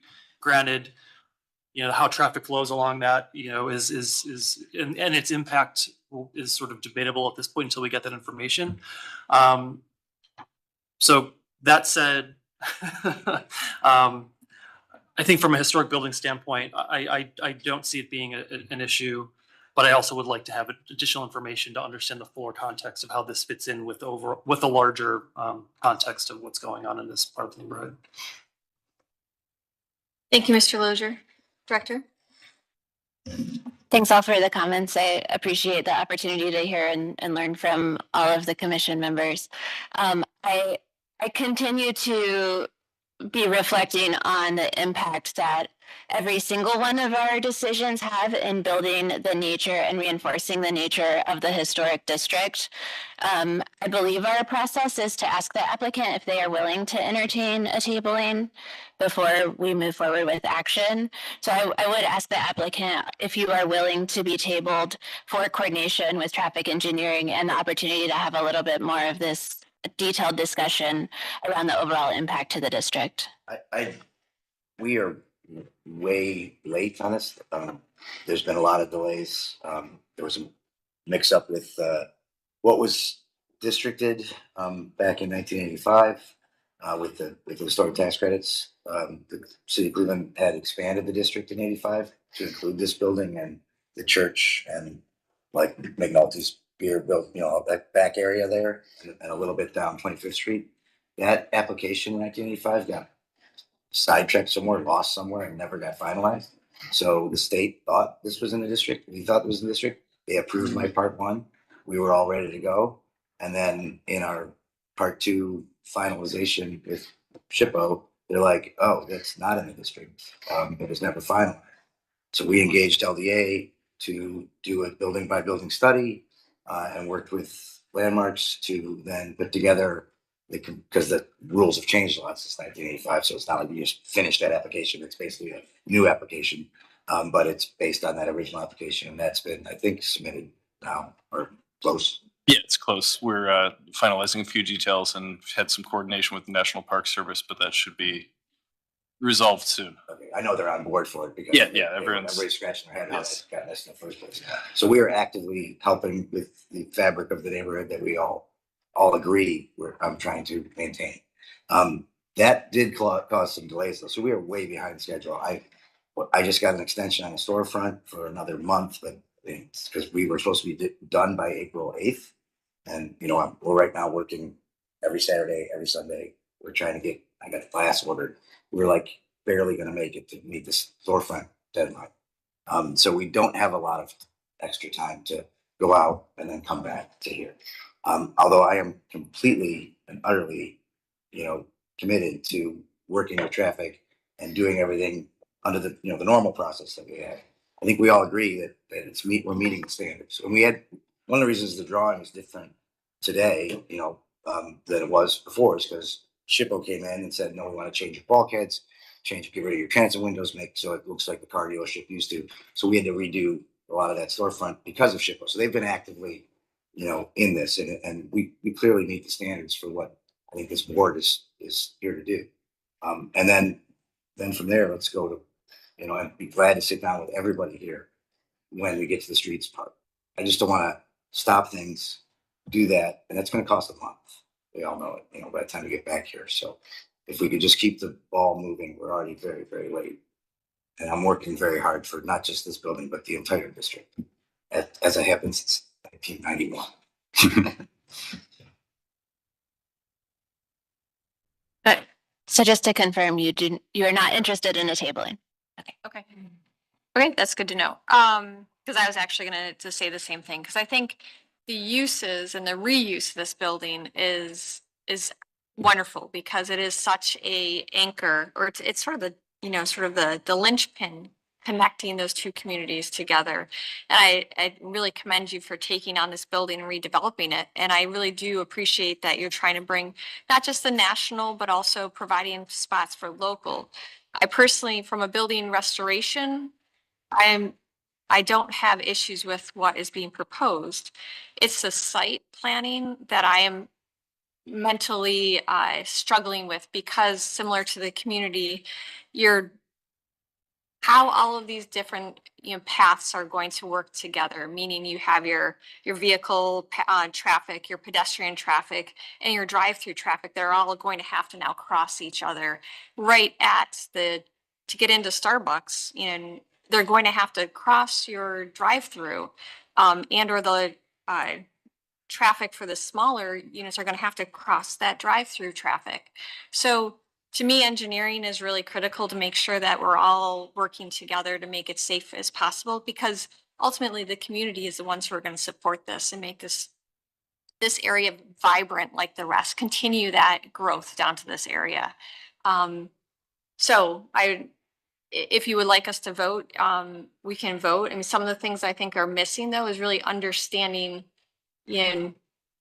what the intentions are of the tenant, and that, outdoor seating and how that's going to work. Where the main entrance would be for, that tenant also, if it is on the corner, so everyone, they're making an investment, so are you, into this large area. How does that all work together for people to get in there with the drive-through? We've all been to locations that it is not thought out. And it's not safe, for people crisscrossing from their cars to get in. So nobody goes in.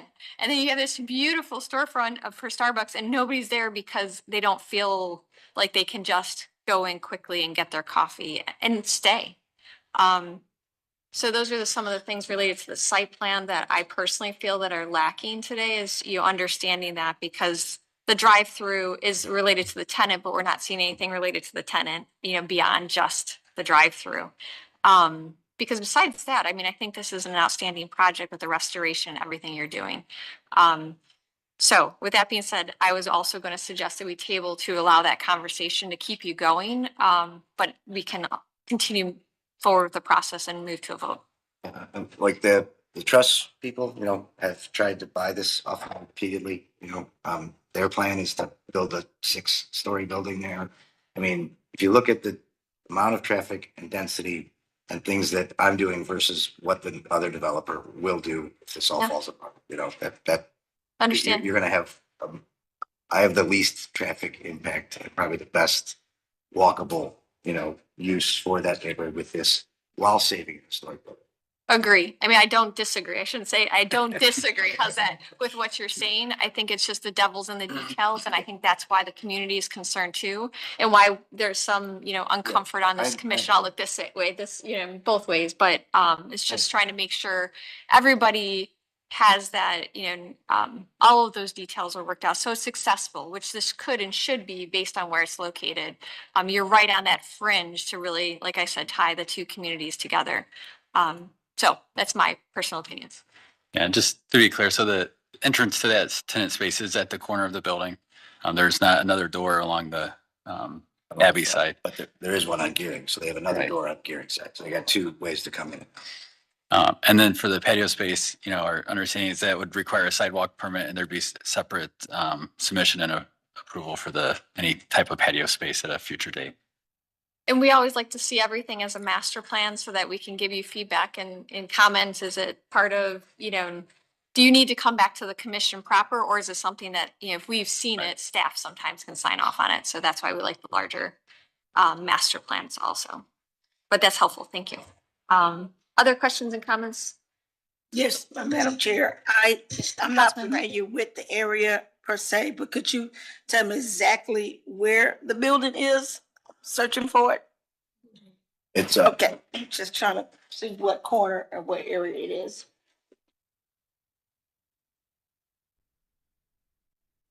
We know the rest of it.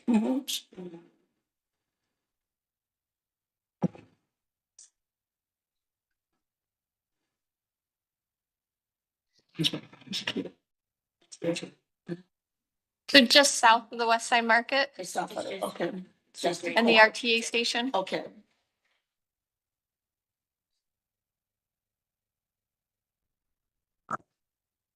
That's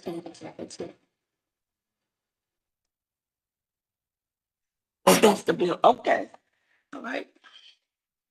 Okay, I just wanted to know where it was located. So, thank you. All right, thank you. Other questions and comments from the commission?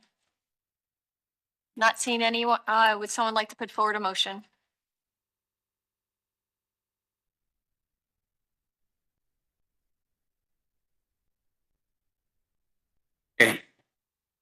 Given the fact that the applicant had expressed interest in the urgency of moving forward and not wanting to table this project, I'll put forward a motion to approve the certificate of appropriateness with a condition that the traffic engineering will ultimately decide on the permissibility of the drive-through, but with a recommendation that a right turn only on the exit would be the preference of landmarks. Can I also make the suggestion for the recommendation or the requirement to return for all signage and site improvements? Their return for signage and site improvements. So we have a motion on the table. Do we have a second?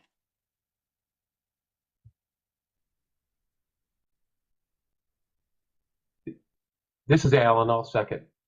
Great, thank you, Mr. Dreyer. So we have a motion, we have a second. Any further discussion?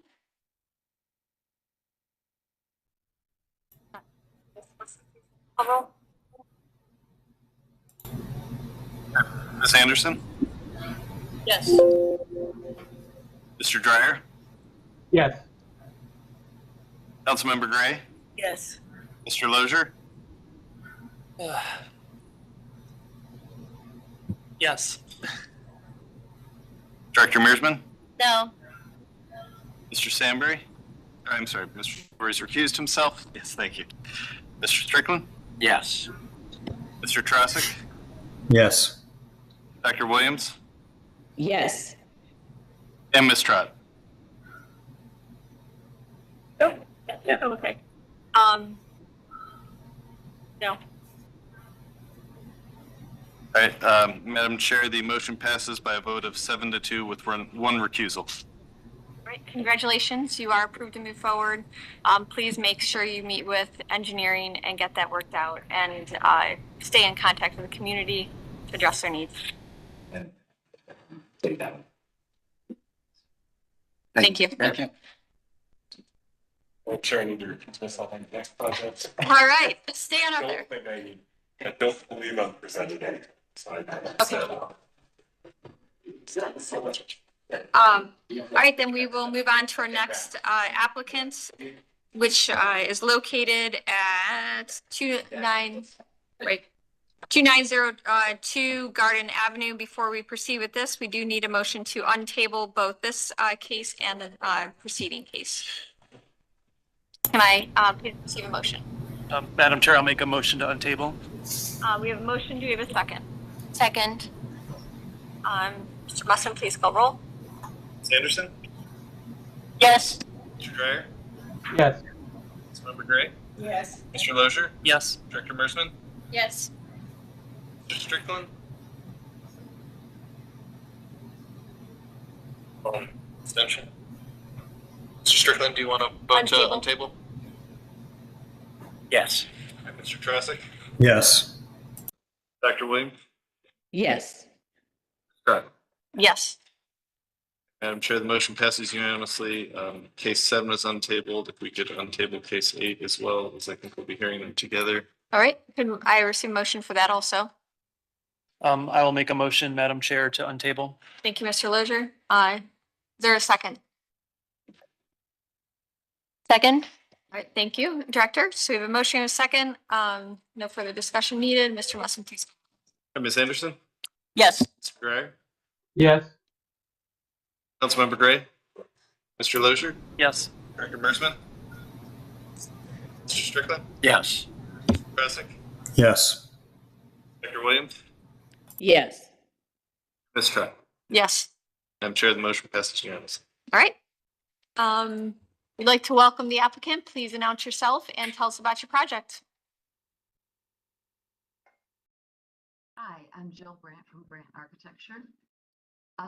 You've previously seen this project as part of a larger multi-phase project that we are working on in this neighborhood. It's the Flats on Pearl project, Kearns Corner Building, and then the Rowan Garden. And there were some existing homes in that area that were in various states of decay and we had received permission to demolish several of them in order to get this project started and create parking for actually the first phase of the project, which was the Lost on Pearl project a couple of years ago. So this was the last project. You guys had tabled it. Not much, well, I shouldn't say not much has changed. Over the course of the year, the property has not survived well. The owner has been making attempts to keep it boarded up and protect it while we figure out what we're going to do with it. And there's just been squatters and people in the neighborhood that have been breaking windows, tearing off the plywood. They actually even took some cornerstones out of the foundation to get in. So the building has just, even though he keeps going back and reboarding it up, it's exposed to elements and quite frankly, unsafe. We did have a site visit. I think only one person was there from your board to see the conditions. I don't know if the other board members have been out there in their free time separately, but you know, we did, again, a year ago, we had an estimate to restore it, and it was very high. And even if we had found a contractor that could do it for half the cost, I still don't think that it would be marketable in that area. And certainly the scope of repairs are significantly increased since then. As I said, I think it's quite frankly just an unsafe structure at this time. So we would like permission, and we did receive a letter of condemnation from the city, and that's sort of what triggered the process now. We've been focusing on other phases of this project. Most specifically is the restoration of the Kearns building on the corner. We were able to work and get SHPO grant for that, so we're very excited about that part of the project. I don't know if you want me to go into the other project or if we want to just focus on the demolition at this point in time. Why don't you go through your proposal so we understand the demolition proposal at the same time? You can come tell us about it and then we'll come back to the demolition and address that one first with questions. Okay, thank you. Yeah, so as I mentioned, this is part of the multi-phase project. You know, the Lost on Pearl was the first project that the owner restored. It is actually, I think it's fully occupied, if not nearly fully occupied. They've gotten lots of great comments on it. So we'd like to just, you know, add that vibrancy back into the neighborhood. It's a really nice area. So we've developed the Flats on Pearl project, which you guys have approved. Excuse me. It's a new construction building that will have, I think, 33 apartment units and 3 retail spaces on the entry floor. And then the other part is the Kearns building on the corner, which is, you know, is a historic building. It's got some really beautiful details on the interior, some nice brickwork and details on the outside as well. So we are working to restore some of those and make it usable for this century. We're hoping to have a retail or mercantile use on the first floor, some offices on the upper floor, and that great big ballroom space might be, you know, a meeting area or a large open office plan, which would be a really beautiful space. So like I said, we've been really focusing on those aspects of the project, and we have a ticking clock with that SHPO money. So looking forward to getting started there. And then the other part of the project is the row on Garden, and you guys have seen it multiple times as well. It was townhome projects. We had 2 buildings with 3 townhomes each. And again, our goal with that was to use it as sort of a stepping down scale from the larger commercial structures on Pearl Road into the single family residential. Again, this is, we were asked, you tabled it and asked if we could incorporate that remaining house into the project. And again, it just, as we've looked into it, it just doesn't seem beneficial to, I don't think it's cost effective. I don't think it's marketable. What we have discovered though too in that process is looking at what is in demand and what is marketable in that area. And there is a need for more apartments rather than the townhomes. So at this point in time, we are proposing converting the floor plans of that those townhomes to, instead of being 6 3-story townhomes, it would be each floor would be an apartment unit. So we're proposing an 18-unit apartment building. And you can go, yeah, so you can see the elements. We did try to keep, we really liked the design. We liked those gable front pieces with the siding and how that spoke to the scale of the residential structures on the street. We are keeping brick, we are keeping pedestrian level entries and porches there. So I think that was another question too that came up in the meeting minutes that we were sent from the last time it was tabled, was some questions about materials. And we had like a wood look siding that the board was not keen on. So we've omitted that. And we're focusing on just brick and the traditional lap siding. But again, keeping the elements that we think were successful in the previous iterations. So this is sort of the pod of 2 units where you can see some of the details that we retained that I think are very single family home scale and pedestrian friendly on the street level. And then we have the rear elevation. Next, I think shows the plan. Oh, that's the side elevation. Excuse me. And then the next one. So that shows some of this is the color palette that we had discussed last time using historic, what's it called? Roycroft pewter was the green color. And that's a historic color, and then the gray as well, which we like. We are open to discussing other color palettes. But I think this was what people seemed to like at our last conversation with you. I don't think it was an issue of color. I think it was the wood siding that people didn't care for. The next slide. We did do a study to look at getting more variety of color. Little on the fence with that. It's a little hard with 6 units to do a random pattern, do something random versus a pattern and have it look appropriate. So this was we're open to your comments on that as well.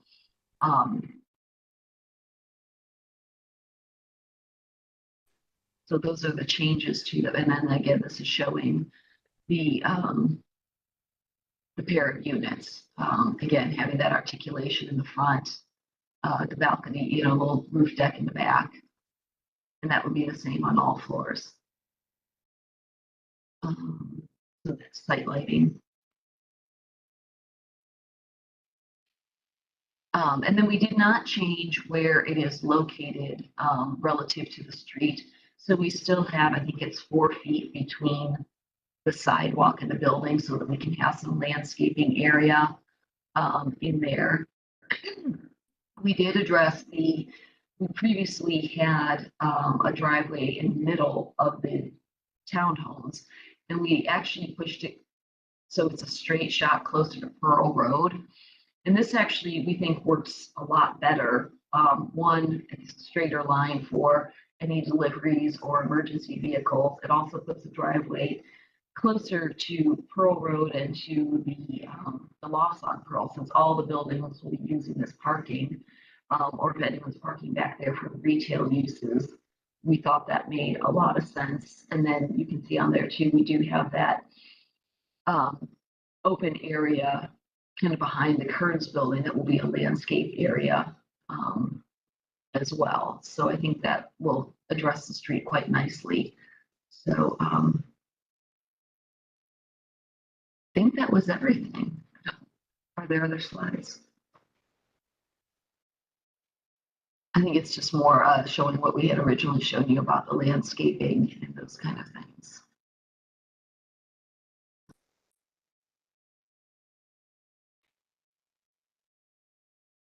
There's a slight delay. Give us one moment. I beg your pardon? There's a slight delay in the slides. Give us a moment. There you go. Okay. So yeah, so this is the rendering showing the new massing. This doesn't show the accurate storefront on the Kearns, just so you know that. But anyway, showing that massing and as it steps back.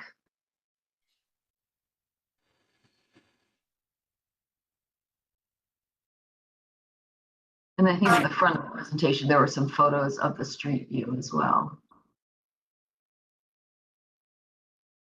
Okay.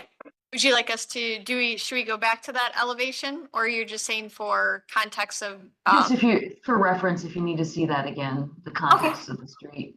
Perfect. All right. Thank you for the presentation. We'll go back there in a moment. We will then move forward with discussing our first case then, which is the demolition. So staff comments? Yes, so just to give a bit of background, to give you a timeline, since it has been a while since we've seen this project, the Rowan Garden projects with the proposed 4 demolitions and then the new construction was seen in the fall of 2023 initially, and then came for final review in early 2024. 3 of the demolitions were approved at that time, and so the permits for demolition for 2604, 2704, and 2800 were issued in 2024. And there were site visits to Garden Avenue on 6/21, 2023, 3/30, 2024, and then just this week on 4/7.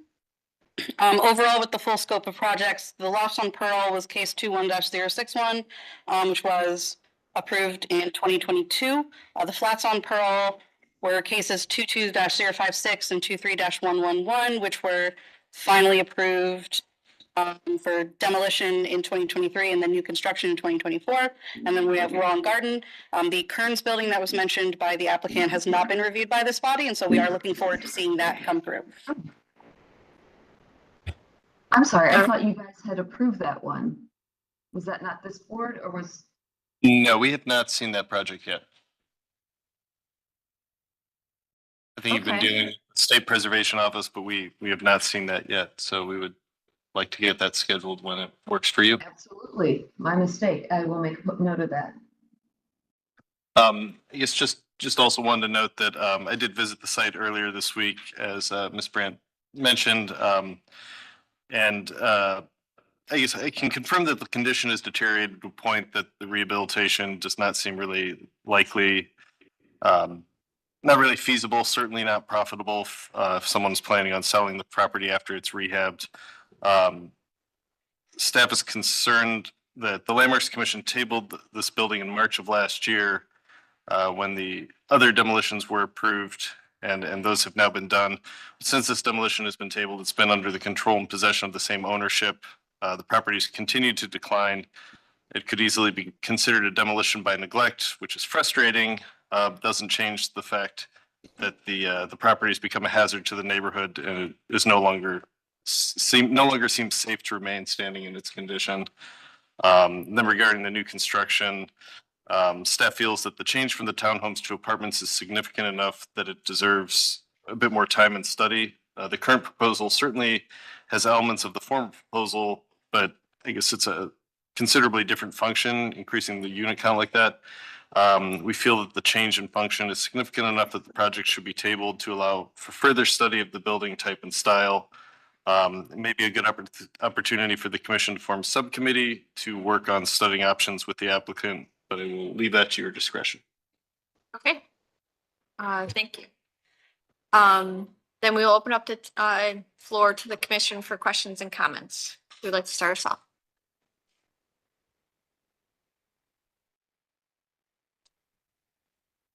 Hi, Ms. Anderson.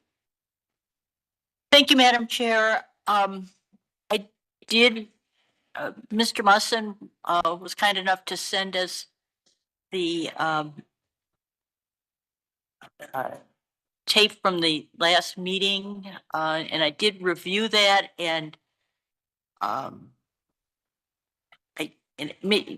correct me if I'm wrong, I thought part of the reason that we did not approve all of the townhouses is because the townhouses kind of we're introducing a townhouse style property into a separate single family, two family area. And, you know, we wanted to see how the standard could be set with this project. And being that everything here has changed and now it's a large multifamily building, I am in agreement with Mr. Muzzin that we probably should table this, you know, for the very reason that it is, again, kind of inconsistent with what was there in that area. Just to I have some- clarify, table the demolition and the new construction, or just table the new construction? You know, reluctantly, we probably need to move forward with the demolition because it sounds like it's really just beyond repair and creating a health and safety hazard to the area. Okay, thank you for that clarification. Other questions and comments from the commission? Just dealing with the demolition case at this point? No, Just dealing I with mean, demolition. they go hand in hand, so I think you can comment on either. We'll have to vote on them separately, or we would table them separately. But I think you can't really talk about the demolition without the new construction. Well, I mean, at this point you can, unfortunately. But you can make comments on either.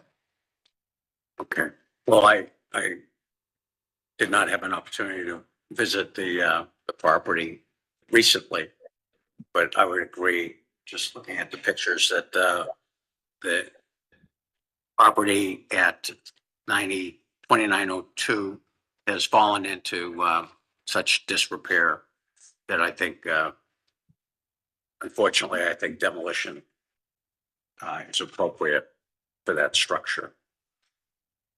As far as the row on Garden, it's, you know, a significant change of use going from 6 townhomes to an 18-unit apartment building.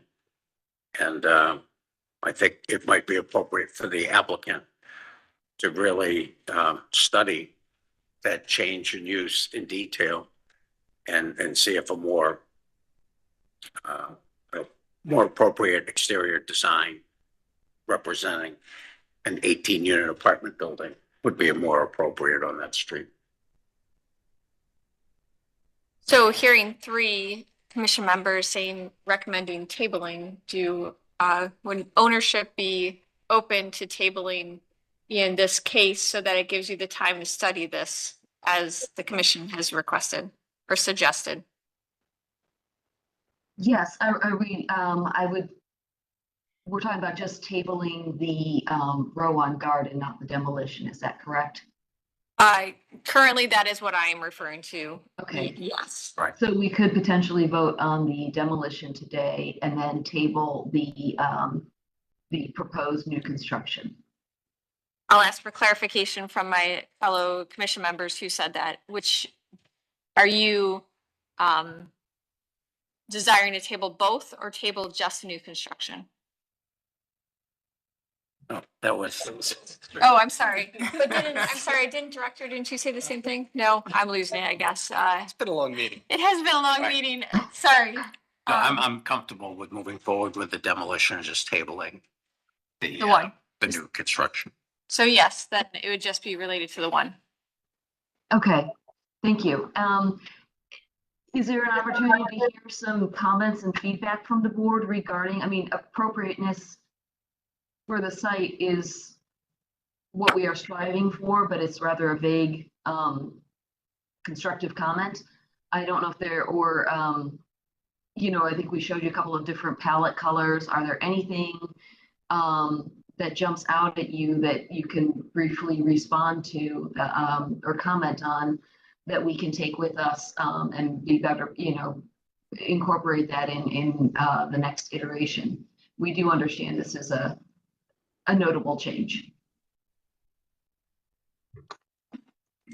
Mr. Lozier? Madam Chair, so I guess the question I have is maybe just to provide a little context as to why it changed from townhomes, the 6 townhomes to 18 units. That may help us understand what you're trying to achieve and why the change was made. Thank you. Yes, you know, as we were sort of studying what's marketable in this area, and you know, the success of how well the lofts on Pearl became occupied, we realized that the market demand was really more towards 1 and 2 bedroom apartments versus townhomes. And, you know, and again, doing the study of what things cost, and as we know, the cost of things is changing. You know, looking at, like I commented on restoring the building that we're talking about demolishing as, you know, even if we were able to do it for half that, it's still not marketable. And when we started looking at the numbers of what the townhomes might be listed at, we realized maybe those aren't terribly marketable either. You know, could we use them as a rental unit? So some studies were done by the owner and their financial advisors, the marketing team on that. And we decided that it might better serve the neighborhood and as apartments. So that was really what was, I think it's just responding to things that we learned over that year as we were studying and working on the Kearns building and the Flats on Pearl building. And as we were getting feedback on the Lofts on Pearl project. So that was really what was driving it for us. But again, like I said, we're trying to keep some of our favorite elements of that building, but you know, we can look at maybe a you know, smaller scale or something to that effect.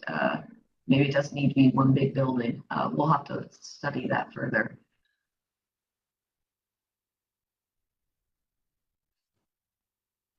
I think that would be helpful from the head shakes I'm seeing in the room. Mr. Strickland? Well, Mr. Secretary, did you recommend kind of a study group looking at this?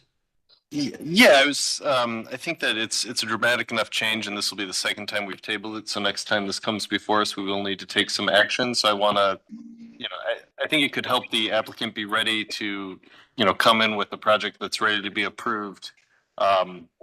If we did form like a subcommittee in essence to kind of discuss this, you know, a little offline, just to kind of bounce ideas around and get guidance from the committee. Because it is, I mean, it's a departure. Usually we would have seen something like this in concept, and then we'd get to see it at least once, twice before we get a final approval. But since it's kind of a transition from an existing project, we're kind of in the midst of a couple tablings. So I would recommend a subcommittee formation. Doesn't have to meet a lot, but. And you could help facilitate that in a timely manner? Yep. All right, well, I'd be willing to participate in that.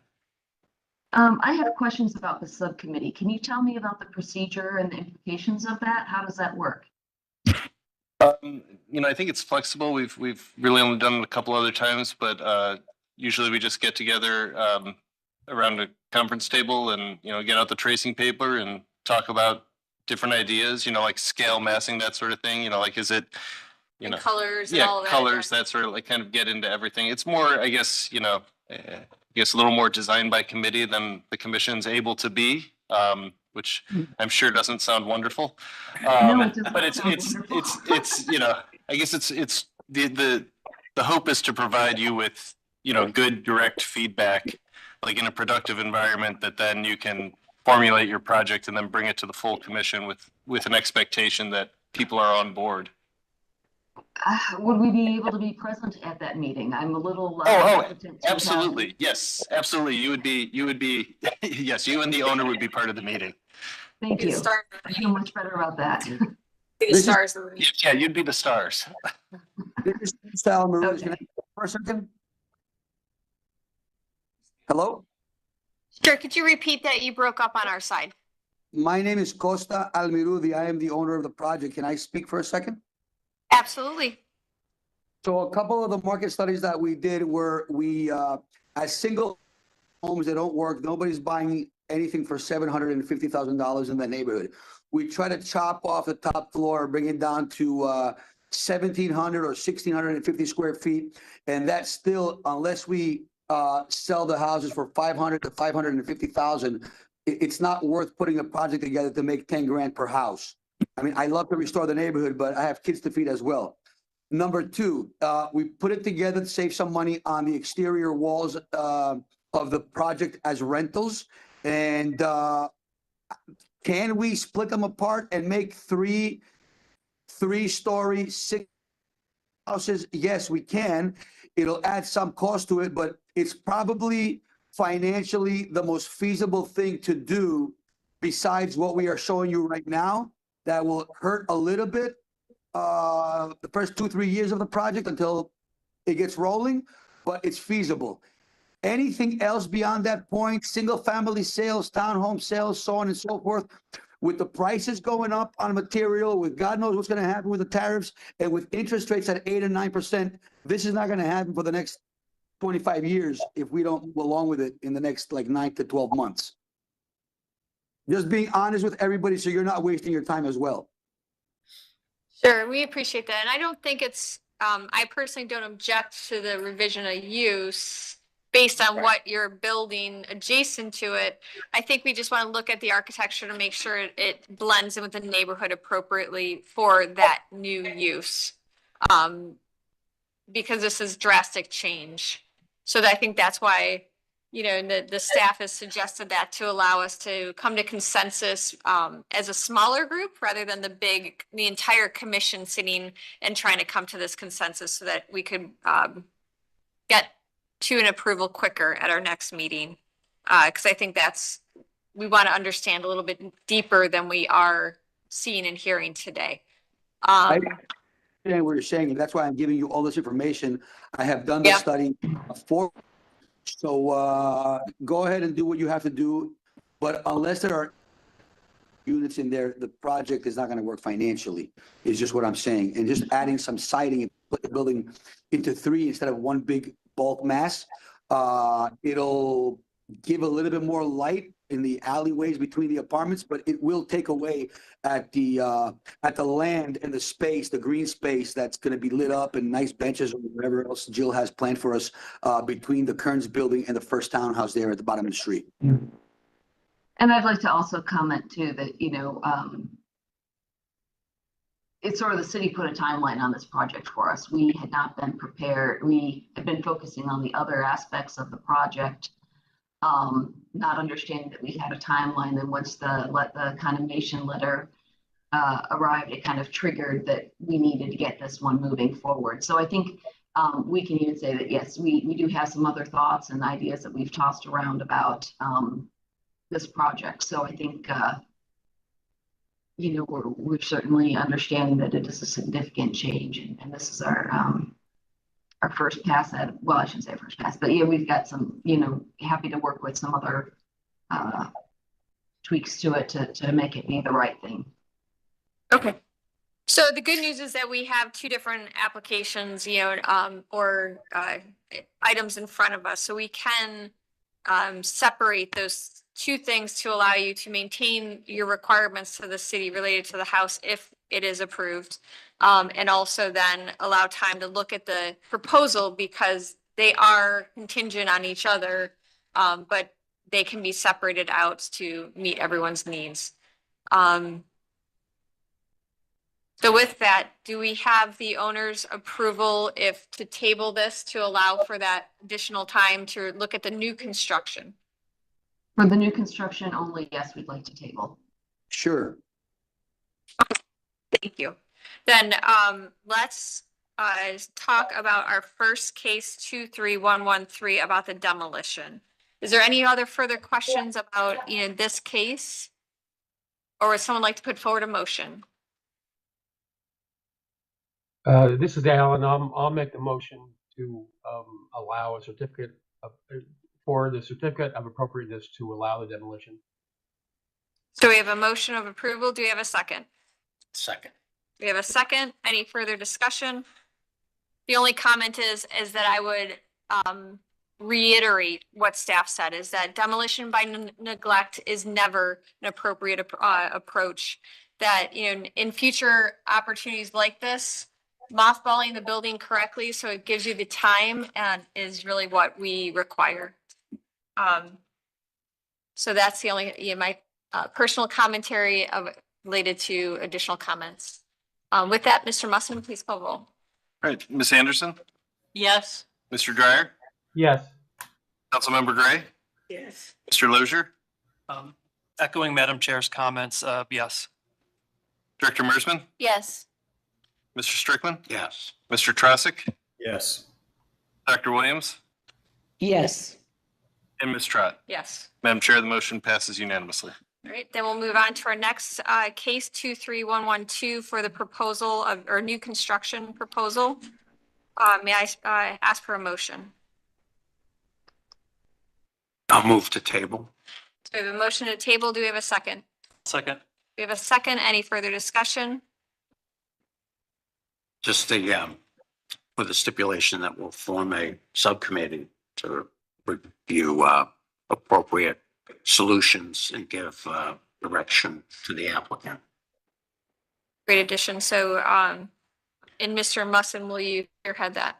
Yes, So yeah, to be I'll, spearheaded by staff. yeah, staff will work with the applicant to figure out what works with their time and then put something together. Perfect. And with that, Mr. Musson, please call roll. All right, Ms. Anderson, Yes. Mr. Dryer, Yes. Councilmember Gray, Mr. Lozier, Yes. Director Mersman, Yes. Mr. Strickland, Yes. Mr. Trasick, Yes. Dr. Williams, Yes. and Ms. Trott. Yes. Madam Chair, the motion passes unanimously. Great. We look forward to continuing the conversation with you here in the next few weeks. Thank you very much. Thank you. That concludes our certificates of appropriateness. We'll then move on to our schematic plan reviews. I'd like to welcome our next applicant located at 6201 Detroit Road, the Cleveland Public Theater addition. I've done it. Just tap. I know. There you go. No, we can't hear that. I mean, I'll kick it off and then I'll hand it over to you. Same certification. All right. Oh. Didn't know I had so much control here.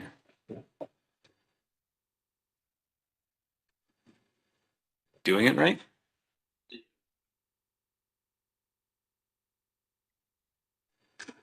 Probably gone 3 times now.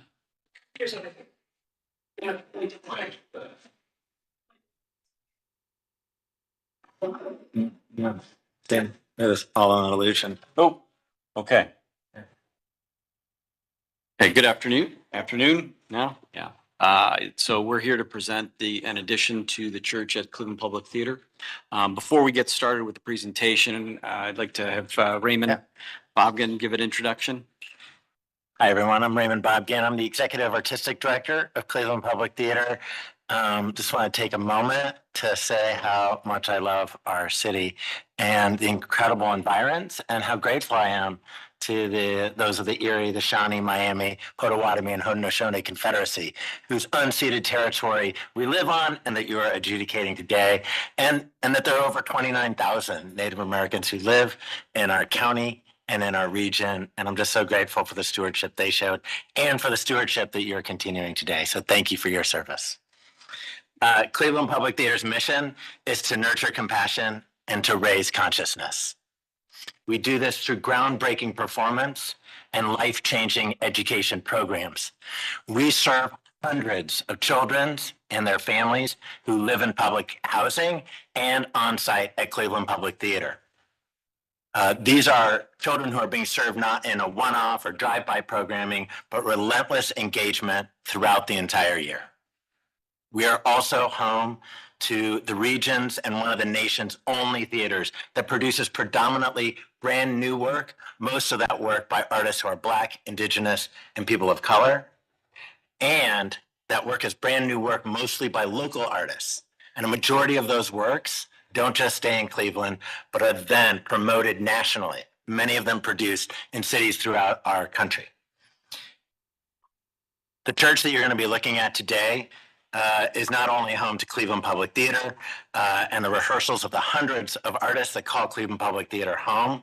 We also rehearse shows there for Teatro Público de Cleveland, one of the nation's only Latinx theater companies, and Masrek Cleveland Al Arabi, one of the nation's only theaters dedicated to folks who share the Arabic language. The church is also home to Dia de Muertos, an event that brings 5,000 people to our neighborhood on a single day. And CPT is the originator of the Gordon Square Arts District, well known now, but definitely not finished. Currently, we're no longer using this building for public-facing events and feel that the lack of bathrooms and the complete ADA inaccessibility make it virtually unusable.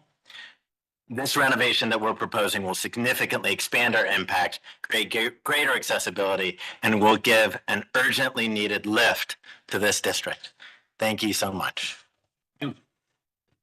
In addition to Raymond, I'm joined by John Williams, design architect, and Carter Edmond from Roos Brothers, the architect of record and constructor for the project as well. So let's see if this is still working. When you hear the click, yeah, then we'll just pretend I'm affecting it. Okay, so the location here is on Detroit Road, and hopefully everybody's familiar with the location of Cleveland Public Theater. So next slide. I'm going to zoom in a little bit on the site. So the site here is a campus of buildings and properties that Cleveland Public Theater owns. We are focusing on the church property, which is at the northeast corner of their property. So we'll zoom in again here.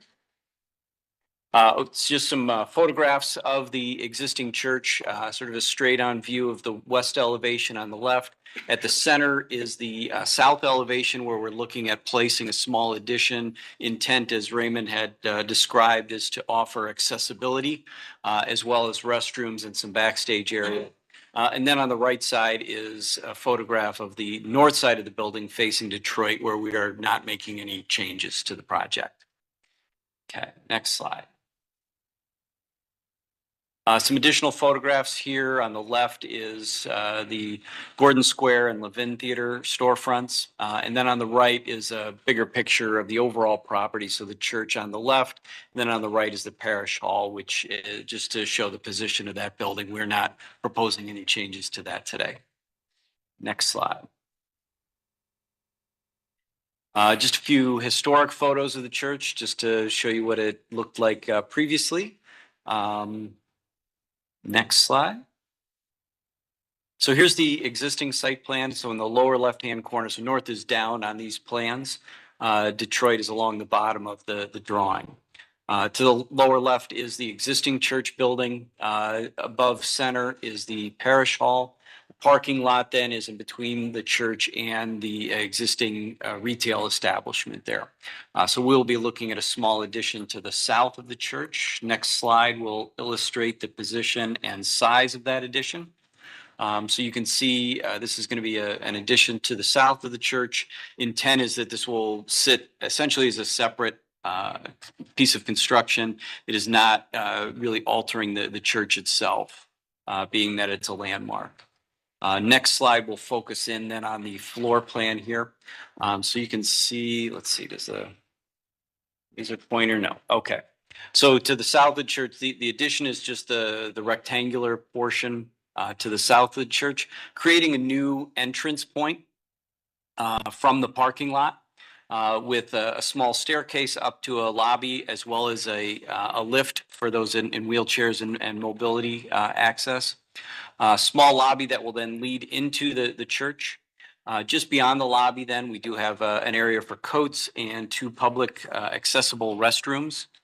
Just beyond that then is the backstage area, accessible off of the performance gallery, offering space for storage, for makeup, dressing, as well as some mechanical support. And then also adding a backstage restroom and housekeeping closet. Next slide. This is an elevation illustration. On the left is the west-facing elevation where the new entrance will be.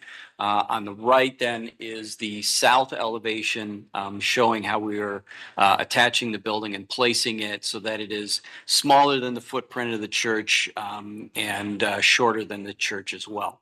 The next couple slides have some exterior views. So this is a view from an aerial view showing that addition, and I'll have John speak a little bit to the intent for the appearance of this addition. Thank you. Basically, we start with respecting the church, and we look at the church, and the church really dictated where we would have entrances from the new addition into the church, and we don't have to go back to the floor plans to show that. But you can see the first window in the church facing the south. We wanted to leave exposed. We wanted to have this addition sit back from the existing. And we wanted to have a glass entryway so that you clearly understand walking up to this facility that that is the primary entrance. The existing stairs, which were not original or historic coming out of the front doors of the church, we are removing and doing some landscaping there and placing the new steps heading to the south to try to diminish the focal point. Again, we want people to go in the main area for that ADA reception and for the small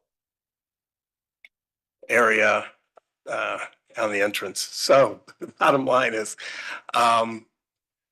there are two entrances from the existing to the new addition, and those are done where the existing windows are. So we're cutting and expanding those openings below. But one of the key things with height is if you look, there are two pretty pronounced horizontal lines on the existing church. We want the addition to align with those, and we're going to very subtly replicate those bandings in the soldier courses. We also wanted to do that because in this image, you can see the rounded window tops. We wanted those to still be exposed on the inside. We still wanted those to bring natural light in. So that's why the flat roof is placed and the parapet is placed where it is. And that's all been confirmed with structure, and we can get that to work. We also just projected, if you look on the south side, that small area to just make the lobby a little bit larger. We also had to be careful with the size that we made because Parish Hall is still going to be in use. And you look, there's trap space on the east side of Parish Hall that we still need to access from the parking area. So that dictated a lot of the size and what we needed to do here. Architects never put their pencils down, so this is almost, what you're looking at is almost a month or so old. We are still developing it. It's becoming simpler. And then we're also, and you know this, I'm a little obsessed about it, we will be looking at how that new meets old so that we will be respectful with how the new brick meets the old brick. We have studied different brick colors. This is a little lighter than what we intend, but sometimes the renderings don't come out. So when we come back for our formal, we'll have samples and we'll be able to show you that. So that's basically an overall. Advance, the next slide shows the view from sort of ground level. Yeah.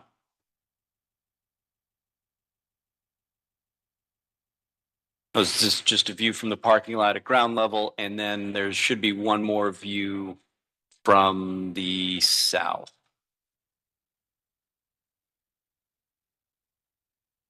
Yeah. Okay, I believe that concludes the presentation. Thank you.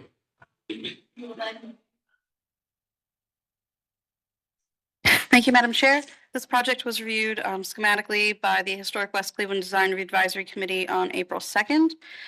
There was a lot of discussion on the project itself. They we're very excited on the addition itself and that kind of plan, although there's a lot of discussion on restoration of the main building and the way that the new addition relates and communicates with the existing building.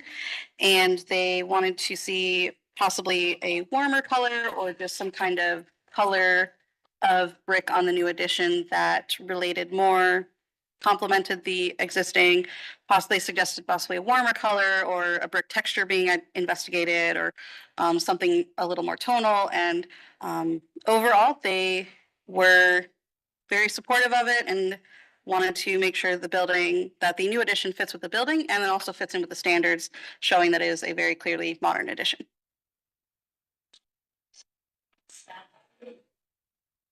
And thank you, Madam Chair. Staff is supportive of the project and appreciative of the stewardship Cleveland Public Theater has had of their campus. The addition appears appropriate, like per the Secretary of the Interior standards. It differentiates the new from the old nicely. Mr. Williams' comments about the details and the attention paid to how the old and new will meet are reassuring, because that's a very important, like someone always says, the devil's in the details, but this is one of those cases where I think that's really going to be an important element, and I think it's in good hands. Yeah, I think we'd agree. I think with the local committee that a warmer color might help just, make it feel one with the original building. But generally, I think it's heading in a great direction. We're looking forward to seeing all the details once they're finalized, assuming they're finalized. Putting down the pen.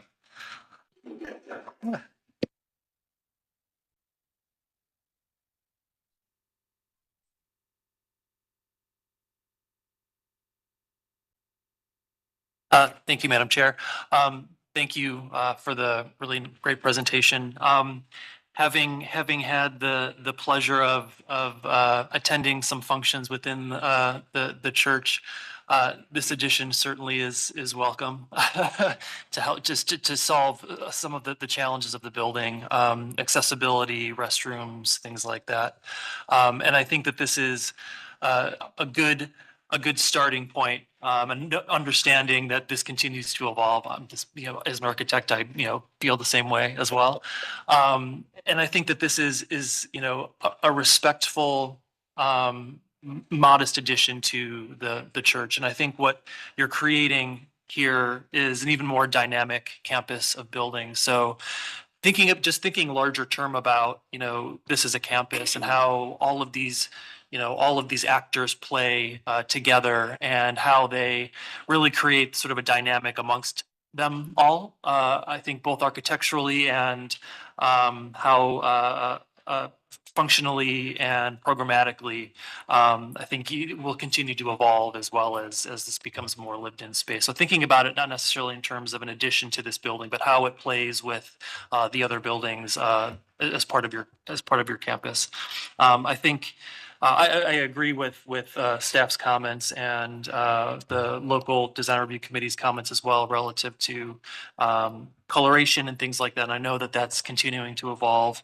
I think you also sort of hit the nail on the head too when it comes to how the new meets old and being respectful in that way too. And I think if I had one comment about sort of as it's shown today, the volume as it steps down toward the entry canopy, if that was maybe more symmetrical about, that to me, like that's the one thing in my mind that I would say, if that just came across. Simplified. Awesome. So that said, I think that I think this is a really great, addition to this building.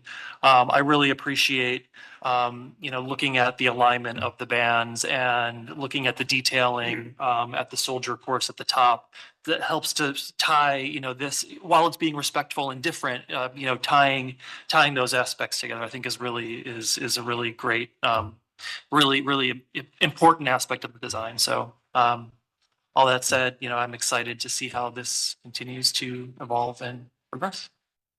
Thank you, Mr. Lozier. I would echo pretty much everything you just said. So, I think it's a really great addition. I really do like the direction you're going and your sensitivity to the existing building. My only criticism, which, John and I work together, so we know we're aligned, is just that connection of the two buildings and providing enough breadth so that it doesn't feel like it's just stuck on the existing building. It provides that relief. And the vestibule, is a great opportunity to give it that breadth, but, still connect it where you need it to be functionally connected. And then obviously the reverse side, I don't believe we saw an elevation, we saw it in plan, but how it connects especially to that portion of the church, which is visible from Detroit. So recessing the brick back or allowing it to feel like it has, which is not actually going to be that visible, but it does give that visual that, it's providing the right homage to, the existing building itself. I think those are the only criticism. And then the color, I interpreted this initially as a white box, but if it's the color having a little bit more warmth, to tie all the pieces of the campus together and the building, would be nice, or my preference. So, but overall, in full support of the project. Thank you. Other questions and comments from the commission? Mr. Thank you, Ms. Anderson. Thank you, Madam Chair. I think it's a great addition to this church. It's very well thought out from Detroit going east or westbound. I think you'll hardly notice, perhaps not notice it at all. So it'll maintain that historic character of the original church. The windows that are going to be obstructed by the addition, are those stained glass windows or? No, they're not. No, they're not original windows. And again, the top of the windows, we want to still be intact, so you bring natural light in inside, and that's not really what you guys are interested in. The windows will still, the trim and everything will still be there, and we have to figure out exactly how we want to detail that, but we're not going to just cover them up. And speaking of details, the roof drainage on the south side of the existing church, it looks like it's draining on to the addition. Is there a box gutter up on the roof, or is it just going to flow off the roof to the addition? Is it going to be a regular tying that in? Excuse me. That hasn't 100% been worked out, but there is just one downspout there, and whether that gets tied into a roof drain or not, but we are looking at roof drains on the addition. So we will resolve the redirection of that stormwater. It'd be interesting to see that detail of how that parapet on the addition ties into the existing church. Okay. Or if you rework the gutters to, well, you have roof on all sides, you're right. The way it's rendered, it doesn't even look like there's a gutter on the church. That's why I wondered if there was a box gutter. There is a gutter on the church. And Yeah. the downspout that's there on the south side, we would either have that come out onto the roof of the addition and then, have capacity for that in the roof drains. Or we would continue that straight down as it is now, sort of boxed up and then transferred to center. Okay. Very handsome. Thank you, Ms. Strickland. Ms. Anderson? Thank you, Madam Chair. This is a beloved structure by many, many people, especially in the area, but it's a unique structure in that it's modest, but it conveys what it is, that it's, an Orthodox church.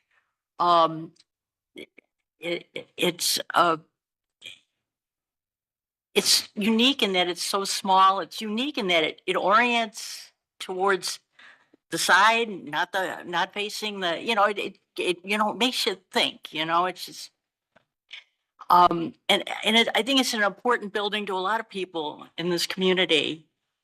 And I truly appreciate you making it more functional and bringing in, bathrooms, bringing in the handicap accessibility. I think that's all wonderful. But I'm going to have to respectfully disagree with my fellow commissioners and the staff. I feel that the design is oppositional to what is there. I feel like it'd be different if it was just, let's say, an entrance, just adding on an entrance or something fairly small. But because the footprint of that church is so small to begin with, the addition is substantial. It's just by the nature of what we're working with here. And other than, stepping back from the front facade, it is, kind of an off-the-shelf box. It does not in any way, to me, incorporate elements of the church, including the color palette, aspects of the design of the church. It just, to me, is too much of a contrast. And normally on a addition which does not face the street, I kind of don't pay it much attention because, it's not something that is contributing to the streetscape. But the public is going to interact with this. The name public is in the name of the institution. So I strongly believe, given that this is such a jewel in the neighborhood, that the elements of that jewel need to be respected and incorporated into the addition. And I don't think that's successful here. So that's my comment. Thank you, Ms. Anderson.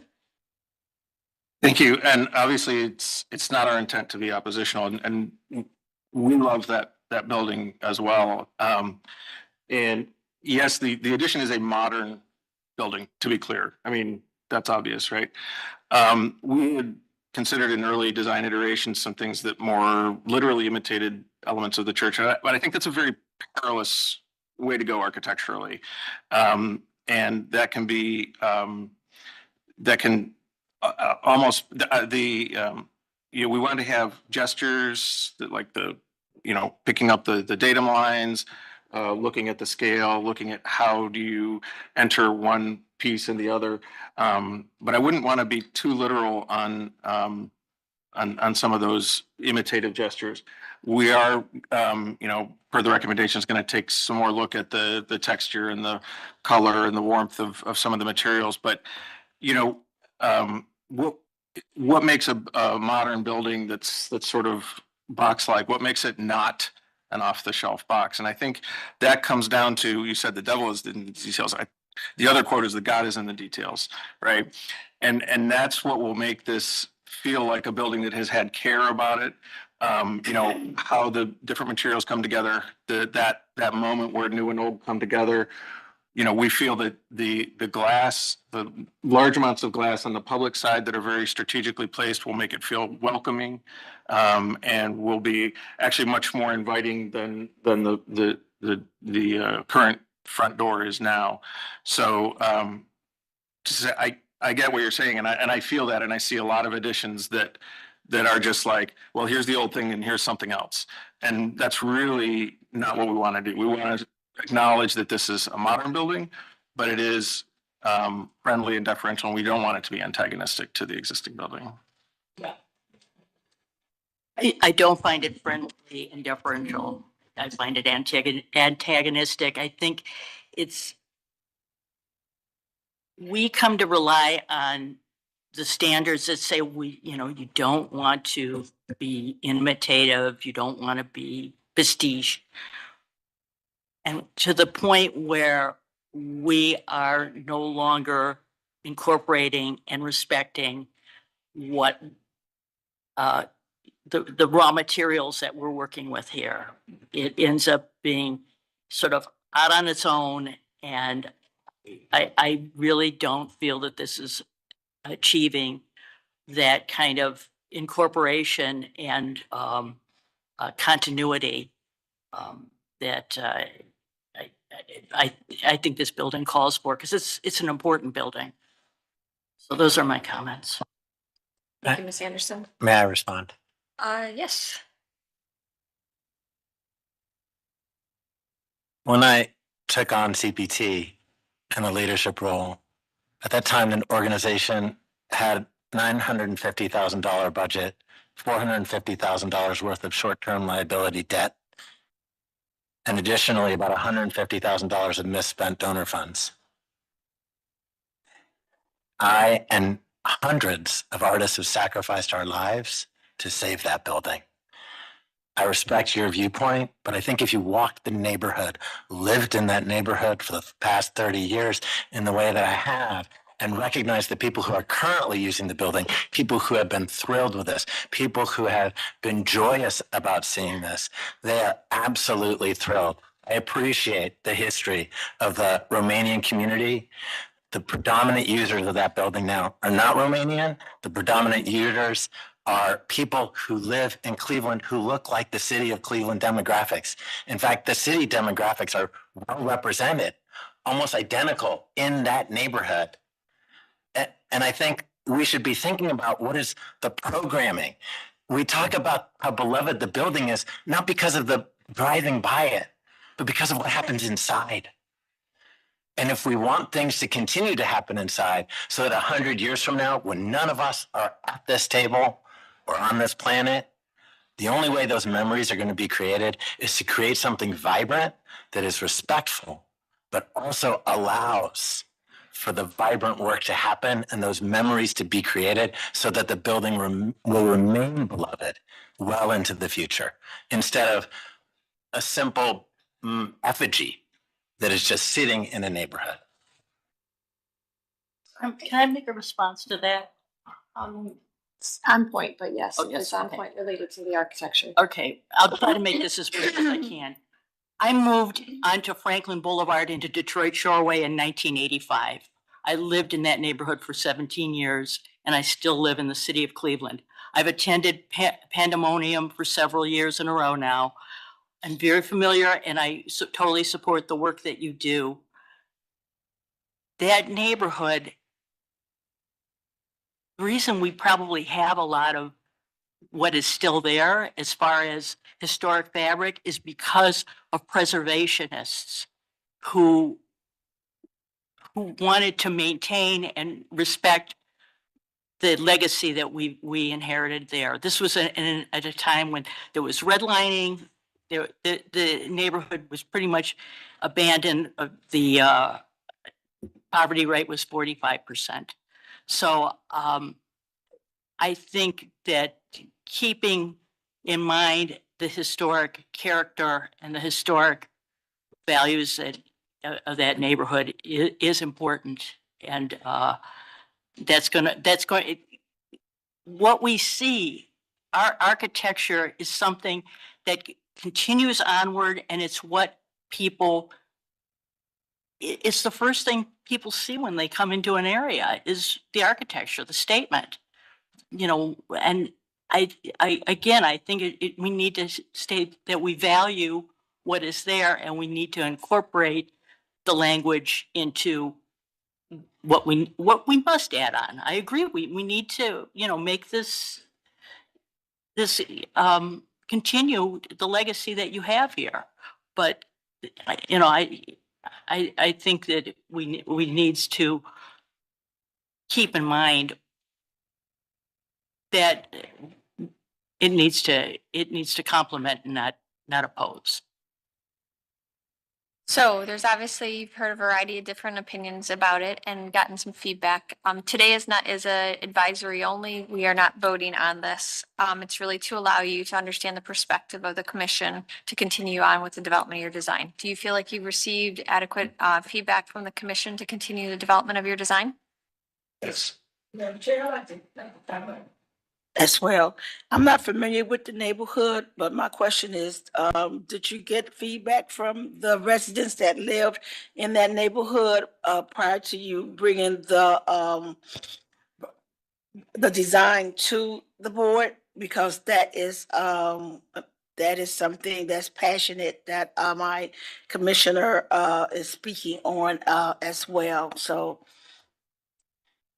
Thank you for that question. That's so meaningful, and I really appreciate that. Yeah, absolutely. This has been a long time coming. We've been working even with multiple different architects along the way. We've had multiple community meetings. Every year we have a gathering of all the artists who have been working at CPT. These are local artists, who majority of which live in the city of Cleveland. We've also had in-depth focus groups with those artists and with our audiences. This is, as several experts in community development have said, if it weren't for your title, you should be getting community development community development organization funding, because we are actually serving as a gathering place in ways that many CDCs are not fulfilling. We are that gathering place already. And those are the people who've been contributing to this design. Those are the people who I hope will feel this property is beloved in the future. And those are the people who are excited and thrilled about this. Literally, someone sent a picture of this design to their friend who had performed in this place as a birthday card, saying, here's my birthday gift to you for the future. That is the level of deep engagement that we have. Well, we look forward to seeing you back, because I think we're all very excited about seeing this progress and move forward. Thank you. So we appreciate your presentation today. And if there's no other questions, then we can conclude this and look forward to you coming back with a final design. Thank you so much. Thank you. And I'm sure you guys are proud. We're not done yet.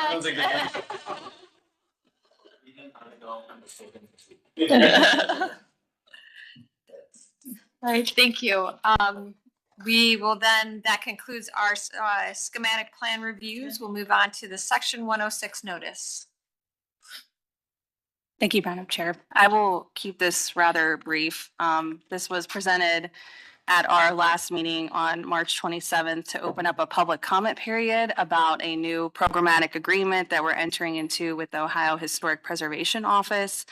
The city has had a programmatic agreement with the SHPO for 20 to 30 years that Secretary Musson facilitated for quite a number of those years as well. So we opened up the public comment period on March 24th. Technically, I presented at the March 27th meeting.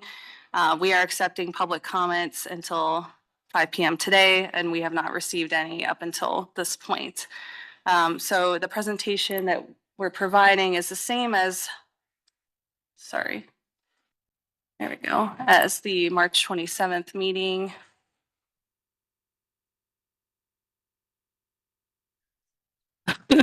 Thank you. So as mentioned, we're entering into a new programmatic agreement with the Ohio Historic Preservation Office to facilitate compliance with Section 106 of the National Historic Preservation Act. And Section 106 requires federal agencies to consider the effects on historic properties of projects they carry out, assist, fund, permit, license, or approve throughout the country. If a federal or federally assisted project has the potential to affect historic properties, a Section 106 review will take place. So the city's programmatic agreement, though, primarily looks at funds that are originating from the U.S. Department of Housing and Urban Development. And that is all facilitated through the city's Community Development Department. And so some of these funding mechanisms include CDBG grants, social services operating support grants, citywide development assistant grants, CDC activity grants, neighborhood development activity grants, emergency solution grants, and housing opportunities for persons with AIDS. More often, we're seeing projects for lead abatement in single-family homes, creating ADA accommodations for people throughout the city, and facilitating home improvements for seniors. So this programmatic agreement is really important for the city because it allows us as city staff to review projects that are being undertaken with HUD funds rather quickly. Otherwise, all of these projects would have to go to the Ohio Historic Preservation Office for review, which would substantially add to the timeline.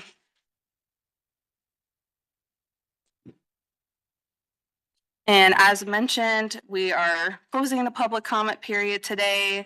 The public comment period was required because this is essentially a new programmatic agreement that we're entering into. We are also consulting with the Advisory Council on Historic Preservation and Tribal Historic Preservation Offices as well. And consultation with the TIPOs will close at the end of this month. And we've also consulted with the Cleveland Restoration Society, and Secretary Musson has signed a letter on behalf of the Cleveland Landmarks Commission as well. Other than that, my contact information is up here on the screen. And I mean, we don't need the commission to vote on anything related to this, but if you have any comments or questions, I'm happy to answer them.